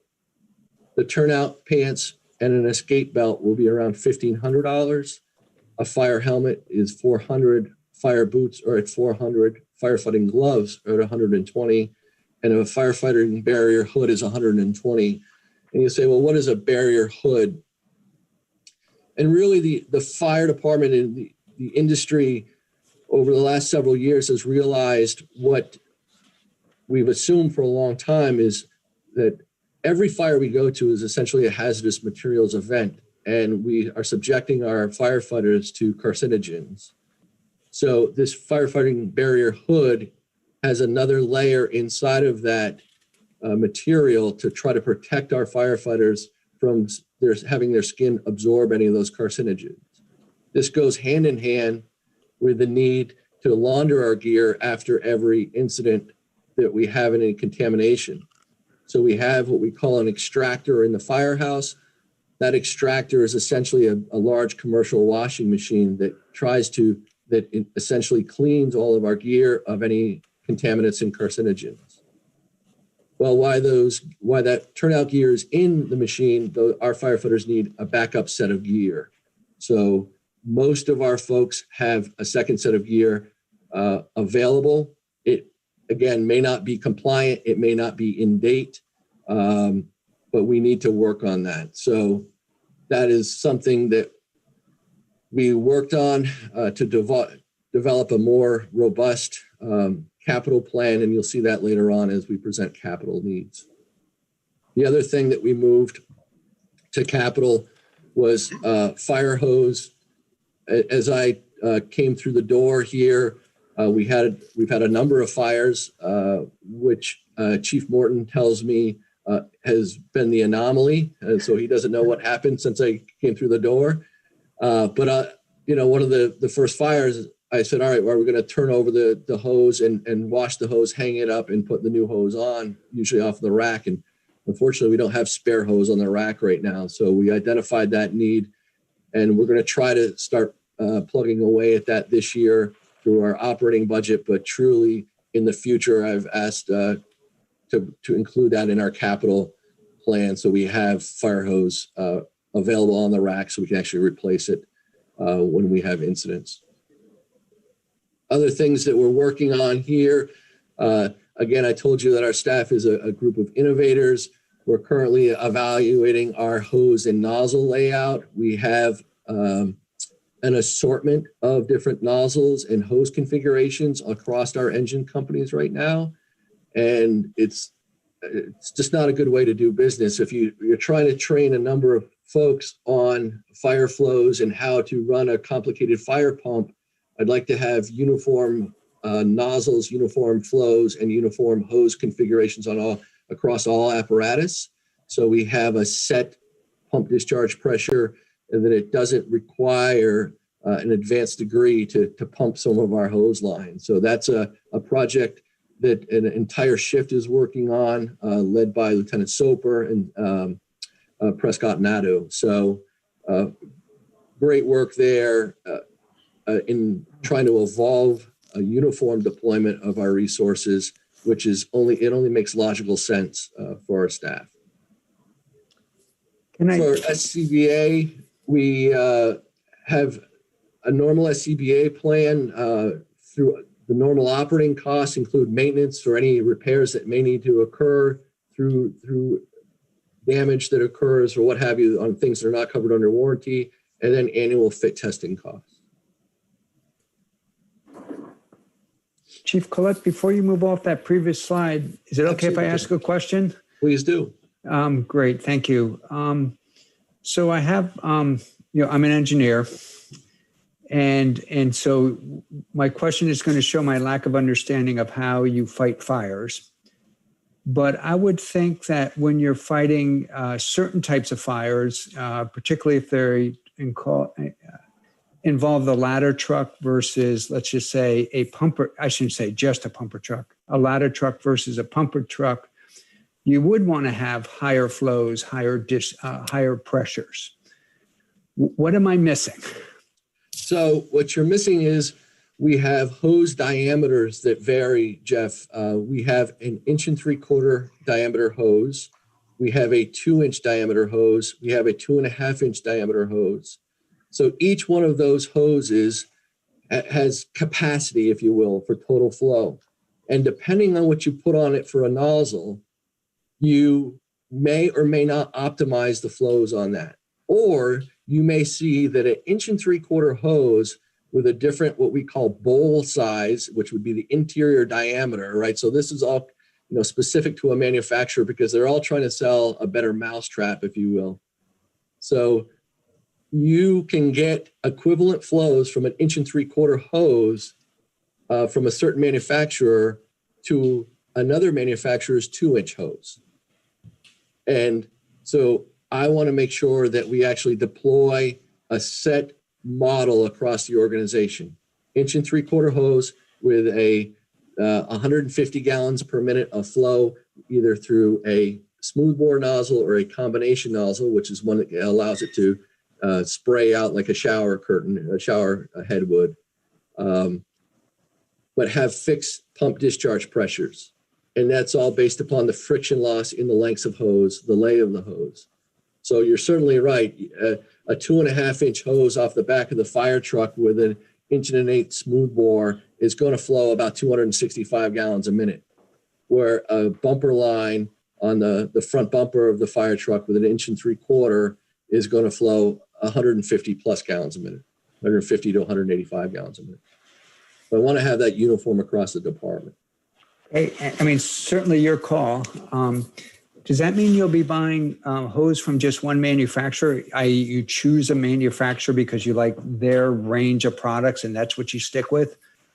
Yeah, and so we've looked at a bunch of different hose manufacturers, and with each type of hose, Jeff, there comes the ability to actually maneuver that hose, and I'll say the word is the hand of the hose, meaning that if you under pressurize the hose, it has the likelihood of kinking and it reduces the flow.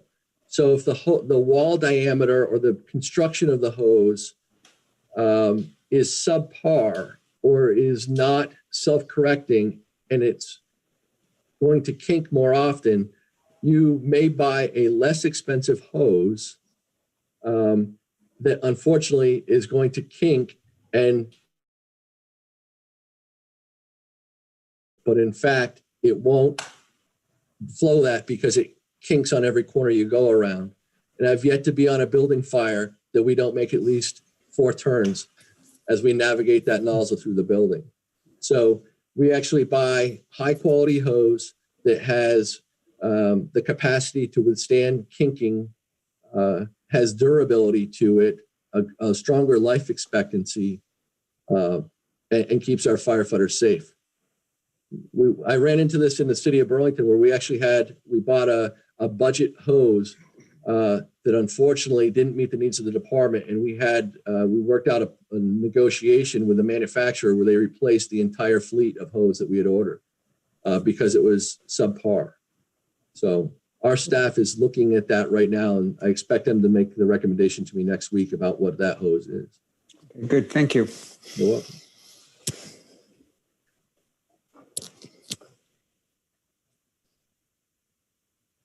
Facilities, a couple of things that I appreciate what Chief Foley said here was we added a preventative maintenance schedule plan to the boilers.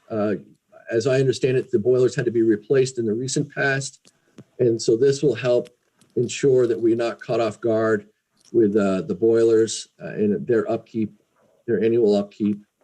And you heard the police chief also speak about the need for drywall and painting repairs. So as I've come through, I've seen that the station is settling and there's a lot of cracks and broken joints on the drywall across the station. So we're working to have that repaired. There's some money in the FY21 budget, but we're going to prioritize that. So it's a continuous practice of trying to get those repairs fixed over the next couple of years. So you'll see that that's in there. Jeff here again. That's a pretty disturbing information that the fire station is settling. Well, I'm not sure. How bad is it? So you'll find that there are a number of cracks, Jeff. And what I've learned from the staff is that there's a difference in the drywall types that were put through here. And I think it had to do with some of the commercial settings of the building, meaning that you may have had harder drywall on the lower half of the wall to prevent any damage from scuffs or anything where somebody might kick it or hit it as they navigate through the hallways. And the upper section of the wall may have a different type of softer drywall. And so those joints in a couple of areas are starting to separate where you see the cracks at the tape joints. Okay, so this is more aesthetics than it is a structural issue with the foundation. That is correct. Okay, Yes. Just the way you initially described it had me worried. Yeah, no, it's actually the sheets themselves on the wall. Okay. Yes. So we'll move on to wages and specifically the call staff. And I'll just dive into it here. So I've pulled some data out of our records management software. So we've seen this decline, and this isn't a decline that's new to Williston Fire. I did some informal research on this, and you see this trend across the state, across the country. But we're seeing a true decline in our call staff. We have 16 members on our call staff. That includes dispatchers, and 5 of those are new hires that came on board in October. So they have 0 training. We've got them enrolled in the State Fire Academy. It's Firefighter 1 program that started as an in-person program until COVID struck the class, where we had some real risk of exposure. We had none of our staff were affected by it directly, but they did have positives in that class. So that moved to an online platform. So our 5 students are learning in the online environment, which as I shared with you before, or excuse me, I shared with our staff before, it's very difficult to teach our folks how to do fire extinguishment totally by online. Okay. So here are some of the trends that we're seeing. This is the number of call staff that are on payroll. This takes us back through 2016. And you'll see that decline across there, where I think the peak of call staff in January of 2016 was at 34 persons. You saw it reach an all-time low of September of 2020 at 12 persons. And actually, since this graph has been produced, I had a call staff member submitted resignation. So this is down to 15 actually tonight. Okay. Do you envision a department without call staff? I don't. Okay. I don't. I think we need to have call staff to supplement the career staff. We need to have call staff there for our larger incidents, especially our larger duration incidents, to help augment that initial arriving career staff force. Okay.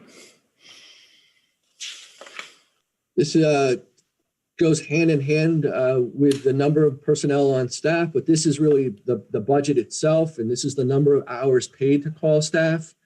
And you can see that decline, where at the highest point, it looks like in July of 2016, we were just shy of 1,300 hours in that month, to just under 200 in October of 2020. The hours that we're paying the call staff. Now, I'll fully admit some of this is driven by the current pandemic, where we're not conducting in-person training. However, we've done 2 online programs in the last 3 weeks, and we've had some of the best attended online attendance that I've had since we've come here. We had 16 persons on our online training last night, which was offered by the Vermont State Hazardous Materials team. And I believe we were at 13 or 14 folks that were in our online training platform 2 weeks ago. So we are seeing some attendance there. It's really just a matter of numbers of personnel and their availability.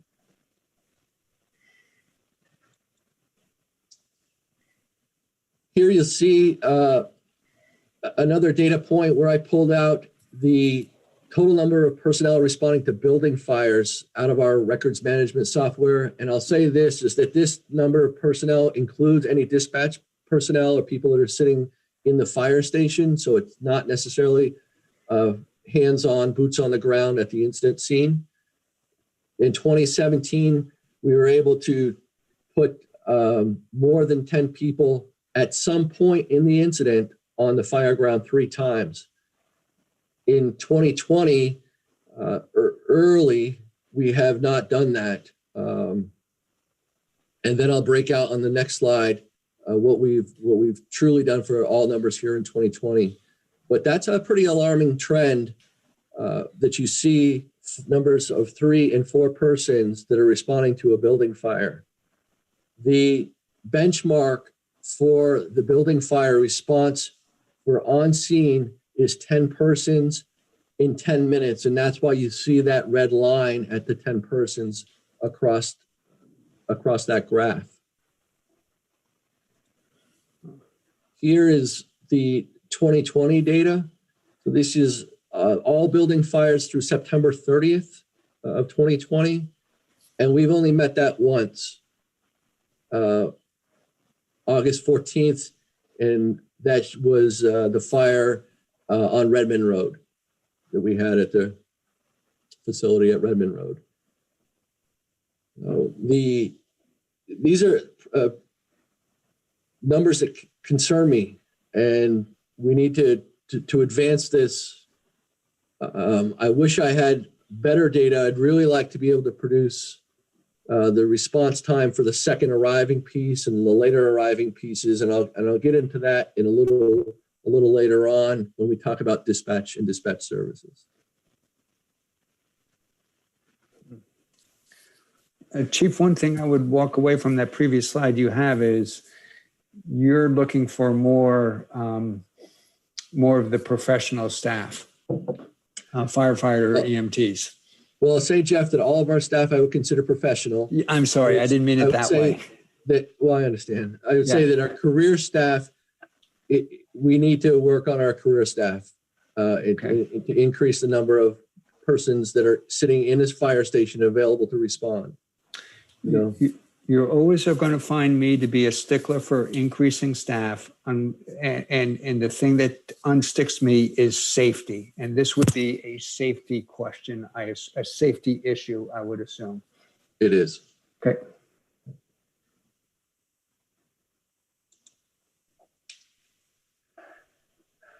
I know that most of our call staff are not driven by financial incentive. It's truly about giving back to the community, but this was some way to try to incentivize call staff participation. And I say incentivize, it's really meant to meet the predicted minimum wage requirement that we see coming out of the state for fiscal year 2022 of $12.55 an hour. So they'll start at that rate, and then they'll get there's incentive pay for folks that have additional certifications or qualifications as determined on a department pay scale. The average call staff pay rate will move to $14.38 per hour for all of our call staff.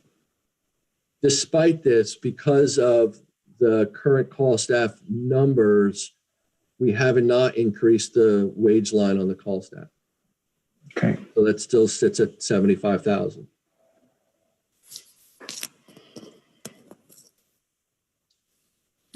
Transitioning to the fire and EMS training budget.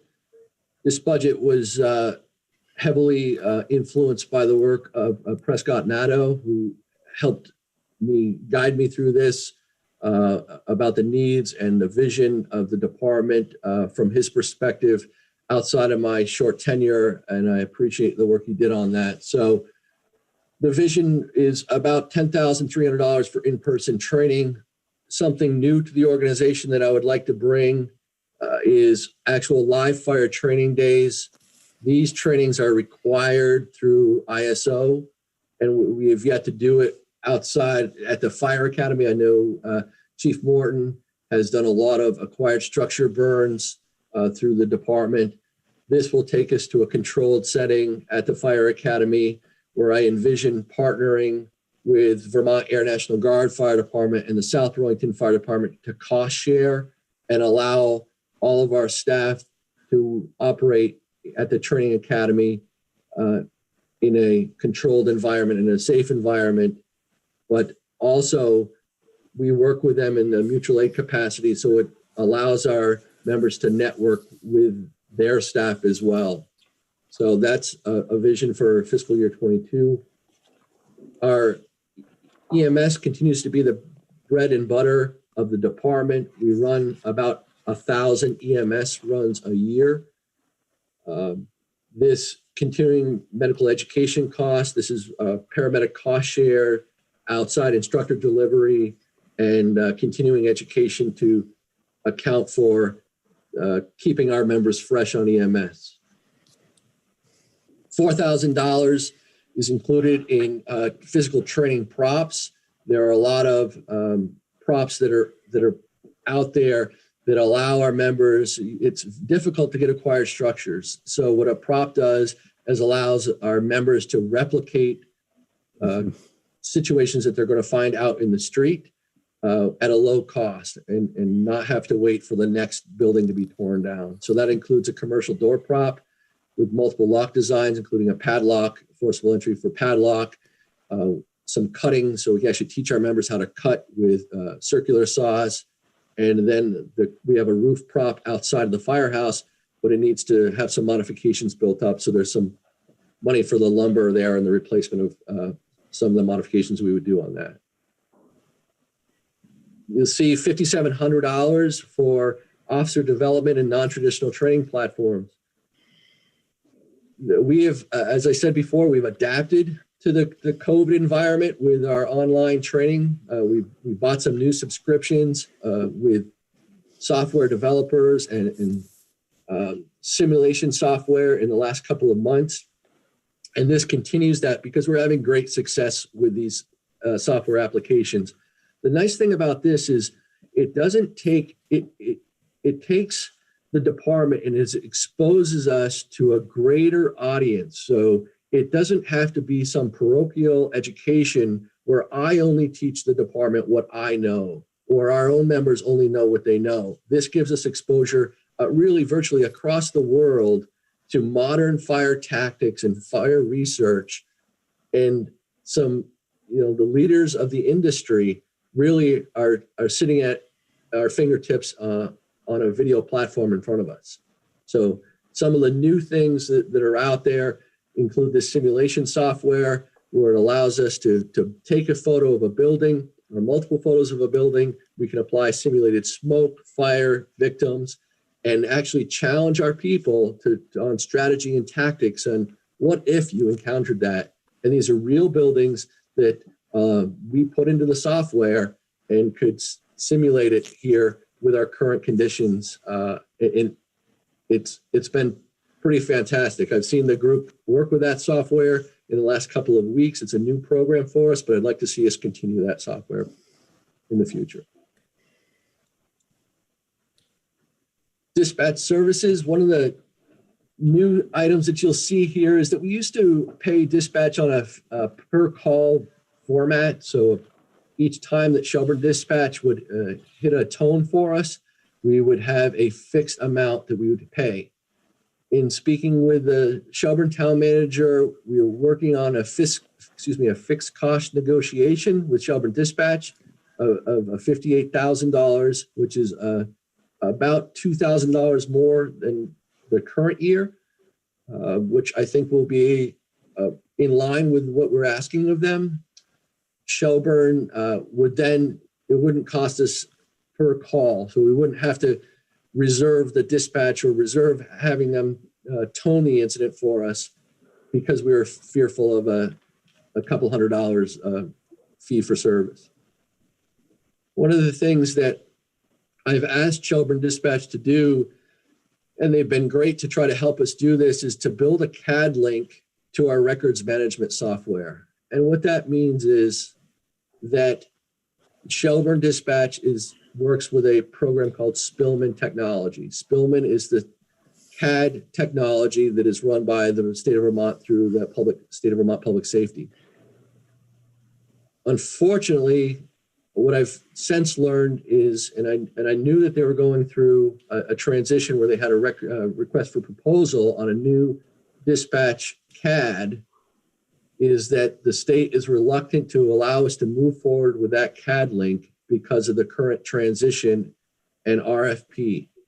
They have tentatively awarded it to a different provider, a different CAD provider. So we initially thought that this would be a quick project for us to get evolved. Unfortunately, we're finding that we're the tertiary entity here, where Shelburne Dispatch is the parent organization, but they're really not. They're the child, and Vermont State Police and Department of Public Safety is the true owner of the Spillman CAD. they will not let us move forward with that CAD link. So I hope that they're able to settle this out by fiscal year 22, and then we will be able to run that link through with whatever vendor they select. That cost estimate was $3,000.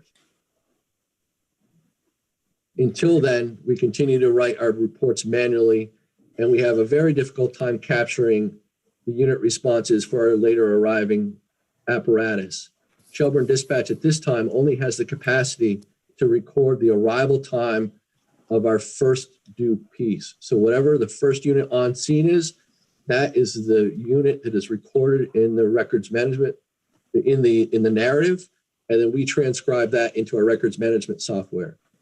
There is no way for them to document when the second engine, the second ladder, the first ladder, the second ambulance, any later arriving apparatus at this point into through the CAD without evolving that capability. So, yeah, it's something I'm not accustomed to, but I look forward to the day we are able to evolve it. Yeah. The dispatch services, Active 911 subscription. Active 911 is a software-based app that resides on, it's not specific to smartphones, but many of our members actually have it on their smartphone. And this is a backup to our traditional fire-based pagers that tone our members out. So this is some redundancy there. A lot of folks rely on that. It's a good service. We've done some modifications since I've come through the door, including evolving multiple alarm notifications. So if we hit a working incident, you could, maybe you're in a meeting or something with staff and you don't want to hear the every EMS run that comes across. We actually built this multiple alarm notification that has a breakthrough on silent feature, and that'll allow our staff to be notified. It'll actually break through when your phone is even set to silent to say, hey, there's an emergency in town. If you're available, please respond. So it's a nice feature to have through that. Chief Jeff, just a quick question on the previous slide. It sounds like the fire equipment does not have GPS units on them so that you know, for instance, when it left the firehouse, when it arrived on the scene, et cetera, et cetera. So you're correct. We don't have what I would call AVL technology, right? Automatic vehicle locator. I'd love to have AVL technology and closest unit dispatching, Jeff. I think that if you look at a robust CAD system, that's a component of it. So you would have closest unit dispatching. So you'd be able to say, who's the closest available ambulance and send that to that emergency. We don't have that capability right now. We have, informally, we have through the Active 911 subscription, you can go into a map and you can attempt to look at it to see if another apparatus is coming, but it's only going to be an apparatus that has the app up and running. So it's not reliable. Yeah. Okay. Looking at the revenue side of the house, EMS revenue, we left very conservative. We looked at the impact of COVID and not knowing where we're going to be at. I'm happy to say that there are some great strides that are being taken today. As you saw, the first rounds of the vaccine were rolled out. I am proud to tell you that Williston Fire had one employee, the first EMT that I know of, one of the first EMTs in this area, the Chittenden County area, that participated in that vaccination, which I can't say enough about the hospital and their work on getting this rolling out. We have a plan over the next 3 weeks to get all of our staff that has EMS certification vaccinated, which if you would ask me even in September, when will I see a vaccination? When do you think it's going to come to emergency services? I would have never guessed that we would have been here tonight to say that on December 15th, we had our first staff vaccinated. So exciting news for us. And I can't wait until we can get this out to public and have members of our lay citizenry protected and start to put this all behind us. That being said, we left that EMS revenue relatively conservative at $360,000, which is very close to where we're at today. So I'll pause to ask if anybody has any questions on operating. None more. Okay. Moving on to capital. You heard last week when Shirley was talking to you about fire department needs, she said that I would bring you up to speed on the fire department roof.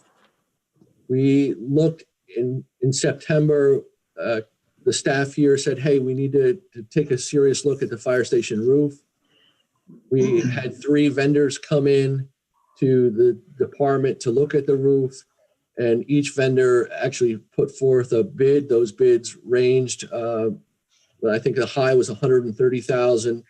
And the low was an asphalt shingle replacement roof was at $60,000. And I'll take you through that a little bit more in the next slide. But the reality is the asphalt shingle roof that's on the station needs to be replaced after 14 years. My recommendation, and I'll show you this in the next couple of slides, I'll take you into it in a little bit more detail, so just bear with me.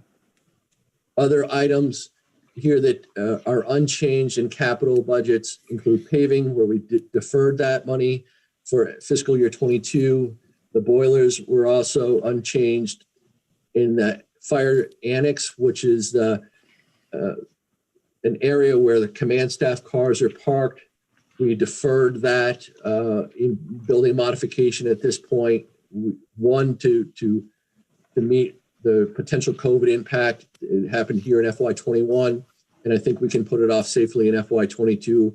I have some other ideas about how we're going to meet our storage capacity for our records. The phone system is outdated in the station. It took me a solid 8 weeks to find somebody that had the technology and support to actually change Chief Morton's voicemail to my voicemail. And I'm not kidding you. It was one of the biggest frustration.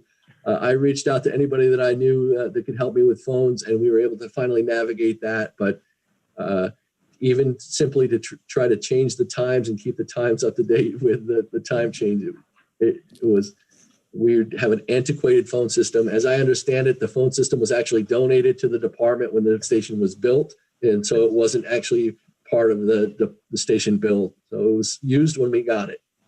So I'll look forward to that replacement. That's a $14,000 upgrade in fiscal year 22. So before, okay, never mind. Sorry, you're going to address it. Yeah. So some of the, here's some of the photos of that, the roof and the roof system in the asphalt shingles that you see that just weather checked and I don't know what the tech word is on it, if it's delaminating or defacing, but you can see how they're falling apart up on our current roof. The 3 vendors that we had come in, we had them bid it for a standing seam metal roof, which has an average life expectancy of 30 to 50 years. I would tell you, my gut tells me it's higher toward that 50-year life expectancy, but I would have also told you that I didn't expect an asphalt shingle to only last 14 years. So the asphalt, to have our roof done over in asphalt, the estimate is at $60,000. If we were to upgrade to the standing seam metal roof, with that 30 to 50-year lifespan is $100,000. And that includes some protective ice damming and preventative measures so we don't have ice slide off the roof and injure people. So that's been my recommendation, moving that forward. Shirley has done her homework and has made the recommendation. We'll just incur that through debt on a 5-year note through a bank. Great. And Chief, has the decision made to go with the metal roof? I guess, Eric, if you want to speak to this, it's my recommendation that we go to the metal roof because it just seems to make financial sense to me if we're going to continue to see a $60,000 investment every 15 years, as opposed to a 30 to 50-year lifespan where we actually increase that longevity. So that's the one that we push forward, yes. Yeah, that's my recommendation to the board as well. But ultimately, it's the select board's decision how it would like to proceed here. Oh, you certainly might have my support on the metal roof.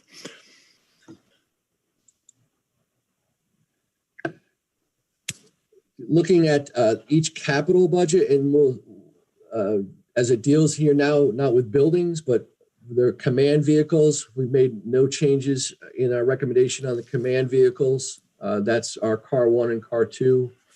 And we'll continue that current schedule. The fire utility vehicle, which is a plow truck and UTV, we actually reduced that line by $2,000 to make it reflect on our potential need. I'm not sure that we need as much there, so we reduced that $2,000.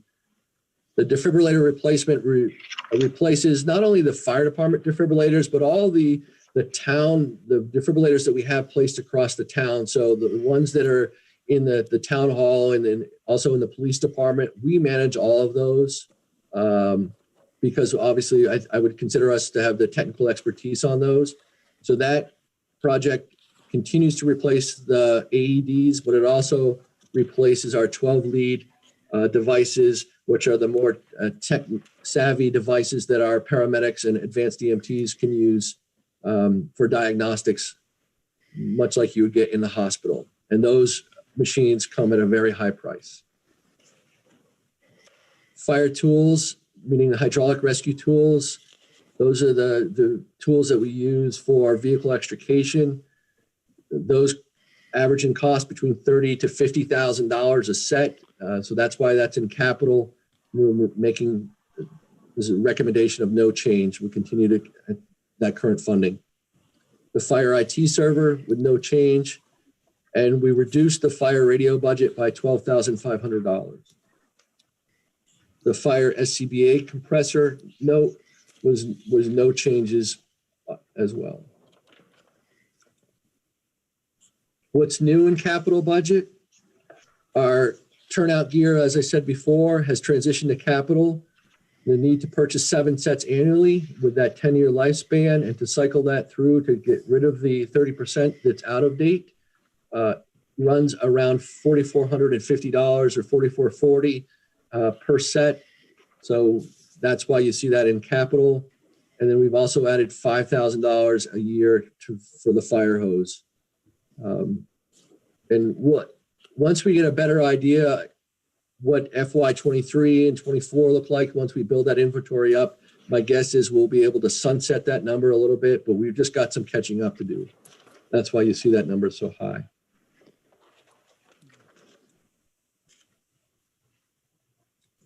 So now I'd like to transition into the vision.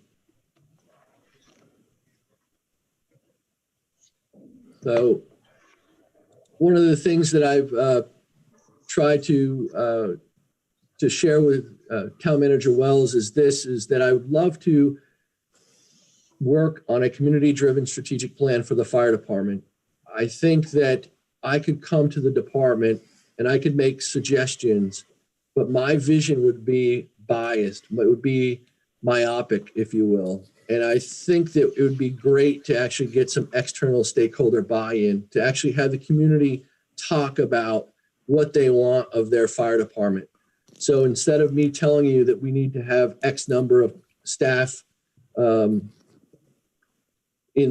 as our full-time staff and X number of call staff or whatever the programs and services that I may have as a vision, it's truly organic and it's driven by the people that are the public that we serve.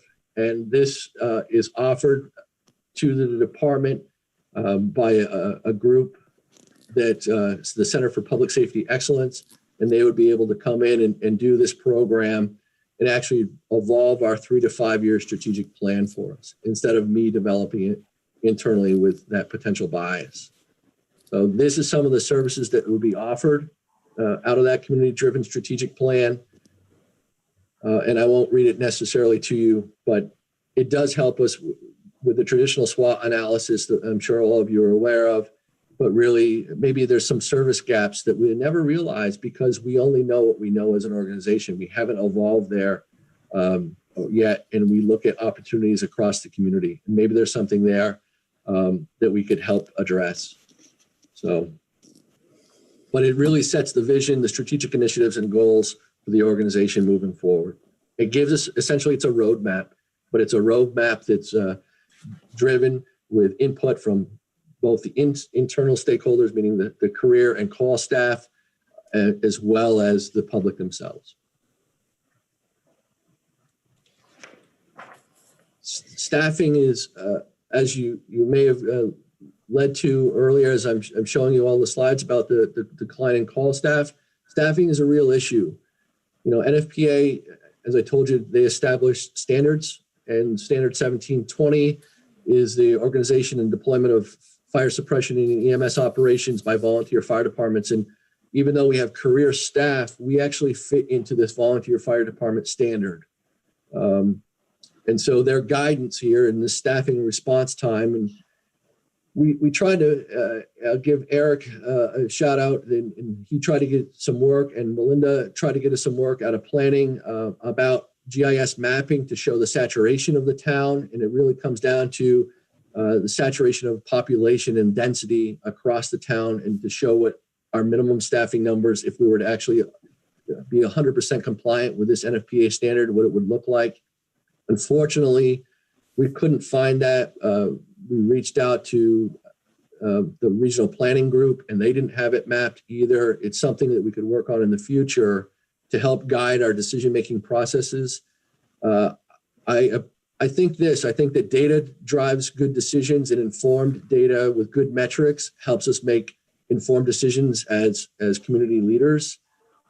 My gut tells me, and you heard Chief Foley speak of this earlier, when you have 25,000 people traveling through your community every day, I'm not sure the census of 10,000 is accurately represented about as it relates to our risk. I drove through Taft Corners this evening, and I was glad to see that a lot of folks were out and about, but I was also thinking we had a serious EMS run going on where the members transported to the hospital. That left a single firefighter staffing an engine tonight while the ambulance was transporting that patient to the hospital. So for all those people, all those headlights, all those folks in choppers, that staffed engine had a single person on it. So it's going to be that single person, the call staff, and myself if I wasn't doing your presentation tonight. But I think that we need to be upfront and to say in the future, we should set this as one of our goals to increase that. One of the other programs that we'd like to work on is a dedicated fire inspector position. The deputy chief's role in the deputy chief's promotion will be tasked with helping build that program out to get the foundation laid. Manager Wells and myself have worked to establish a working group on this, and we'll have a more formal product for you later on. But I think that this is the needs of the future. Since coming through the door, I will tell you that I've requested the state assistance from the state fire marshal a number of times. I've called the state police fire investigation unit no less than 3 times for assistance for events of significance across the town where we needed. We just didn't have the capacity. We don't have the certification. We don't have the expertise, so we've had to rely on them. But I'll also say that I'm aware that the Division of Fire Safety, the fire marshal's office, is challenged every day to meet the demands of that program. As an example, I asked if we could get a number for the occupancy load certificates across the town for all of our assembly occupancies.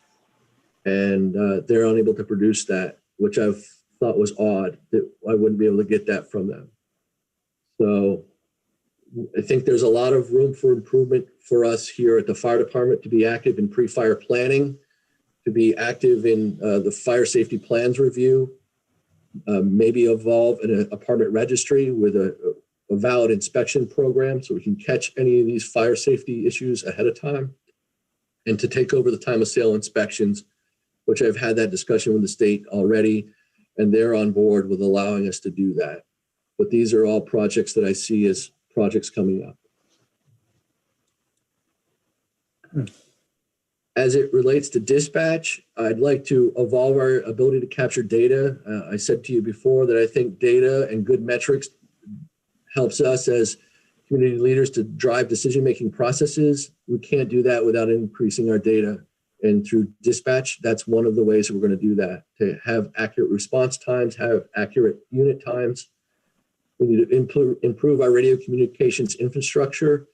I know the PD has a lot of great foundation work done on this already. I look forward to working off of Sergeant Shepard's plan for that. I know that he's got a great vision. He has the technical background to help us move that forward. But we have gaps now in our ability to communicate that I think can be improved on. Other services that would happen through a CAD would be formal run cards, and that would tell us what units actually get deployed on an incident and based upon risk. So if it was a simple stub tow, you wouldn't send an engine every time. It would simply say ambulance only. Or as opposed to a building fire, it may not pull just the Williston Fire Department. A building fire on a regional dispatch model may pull Williston Fire, South Burlington Fire, and Vermont Air Guard on the initial response. So that seamless request for mutual aid. The in-vehicle mobile data terminals, we currently don't have that capability where we can actually have dispatch information transmitted right into the apparatus. This is something that I think we should have as a goal. The AVL service, and this goes to your point, Jeff, about vehicle location and being able to track that. So that would be GIS integration with closest unit deployment model, regardless of agency. So if you're going by a medical run and your unit shows available, then you'll get sent to it. So we can actually put responders on emergencies as quick as possible without the barrier of, oh, it's not my jurisdiction, or we're not crossing this line, or what have you. It makes sense. It makes logical sense for getting trained responders on incident scenes. Other ideas that I think we see coming, townwide electric employee timesheets or the equivalent of some way to manage this. We've adopted a software here at Fire since I've been here that works on a staffing software where we can actually start to track people prior to, and we're continuing to grow that capability. We haven't moved away from written timesheets, but at least that is work in progress towards advancing that capability so we can actually document all this electronic and then just export at the end of the pay period a CSV file that we can forward off to payroll and have that automatically populated with a couple of clicks of the button, as opposed to all the work that goes into manual validation of employee timesheets. Integrated document sharing platform with planning and zoning. We met with the team at Planning and Zoning and just trying to get ahead of this as the town continues to grow. I don't want to be labeling buildings different in my records management software than the staff at Planning and Zoning are. So we could use the same unit identifier, the same numbering system, and we knew what property we were talking about, what building we were talking about, and then we would be able to look back through those archives for any changes that have related to either planning, zoning, or fire prevention or fire safety improvements based upon that common operating platform, as opposed to building silos and having the fire department say, oh, did you look at property ID X, Y, and Z, and it be a completely different number at planning and zoning. And the final thing I would say is, a comprehensive finance and budgeting software. I currently rely on Shirley and Lynn to help guide this for me. I don't have a way to actually look with a click of a button about where my budget is at any given time. I have great help in Lisa Stedman in her role as my administrative assistant. So Lisa keeps great books on everything that's related to fire, but unfortunately some of those things Lisa doesn't track. We don't have the ability to track, such as our overtime costs. And I'm not accustomed to not being able to click on my actual budgeting software and see what my daily liability is through a common operating software platform for finance. I think that that's another thing that I would be an advocate for.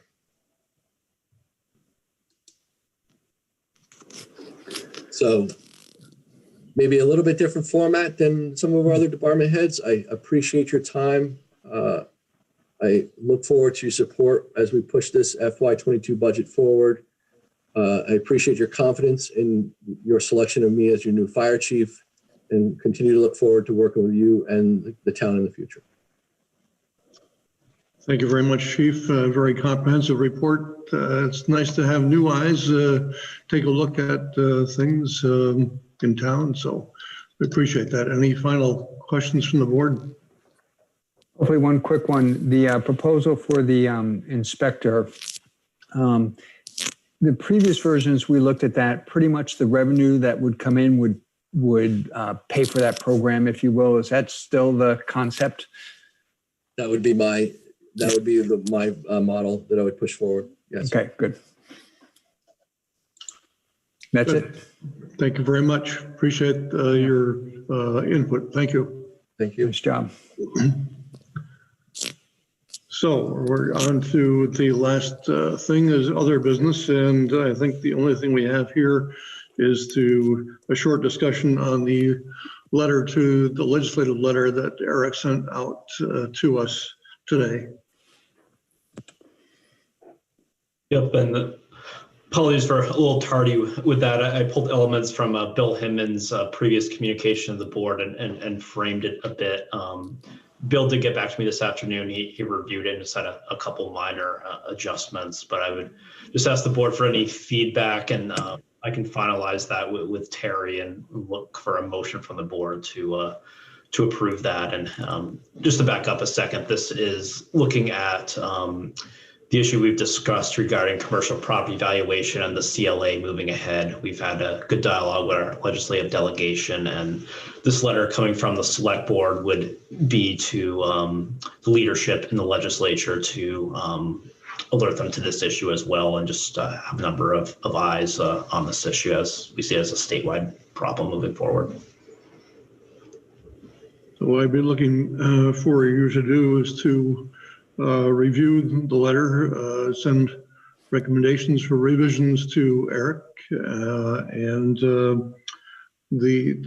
my intent would be to send the letter to the Speaker and the Pro Tem of the Senate, to the majority leaders and minority leaders of both the House and Senate, to alert them that this is really not just a Williston problem, but could be a statewide problem, but certainly a lot more towns than just Williston. So I think I'd be looking for a motion tonight for me to sign the letter once it's been reviewed by and recommendations made by members of the board.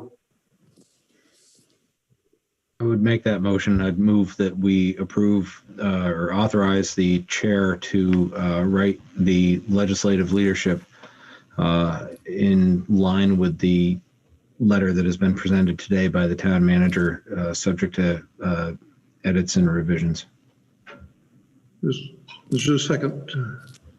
I'll second. Is there discussion on the motion? I'm in support of it. I just want to point out the numbers in that letter are very scary. 30%, the impact on taxpayers, which I believe is only the municipal side, it does not include the school side, is I mean, it's huge. It's a very scary number. Yeah, especially Jeff, to your point, the education side calculation here. And there's really this runway of this coming legislative session to look at some of these policy tools like freezes to help mitigate that impact.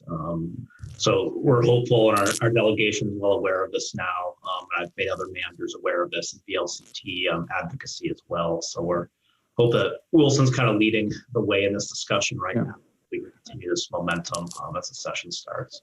And I have to assume Williston would be probably up there near the top of municipalities that's impacted by this effect, if you will.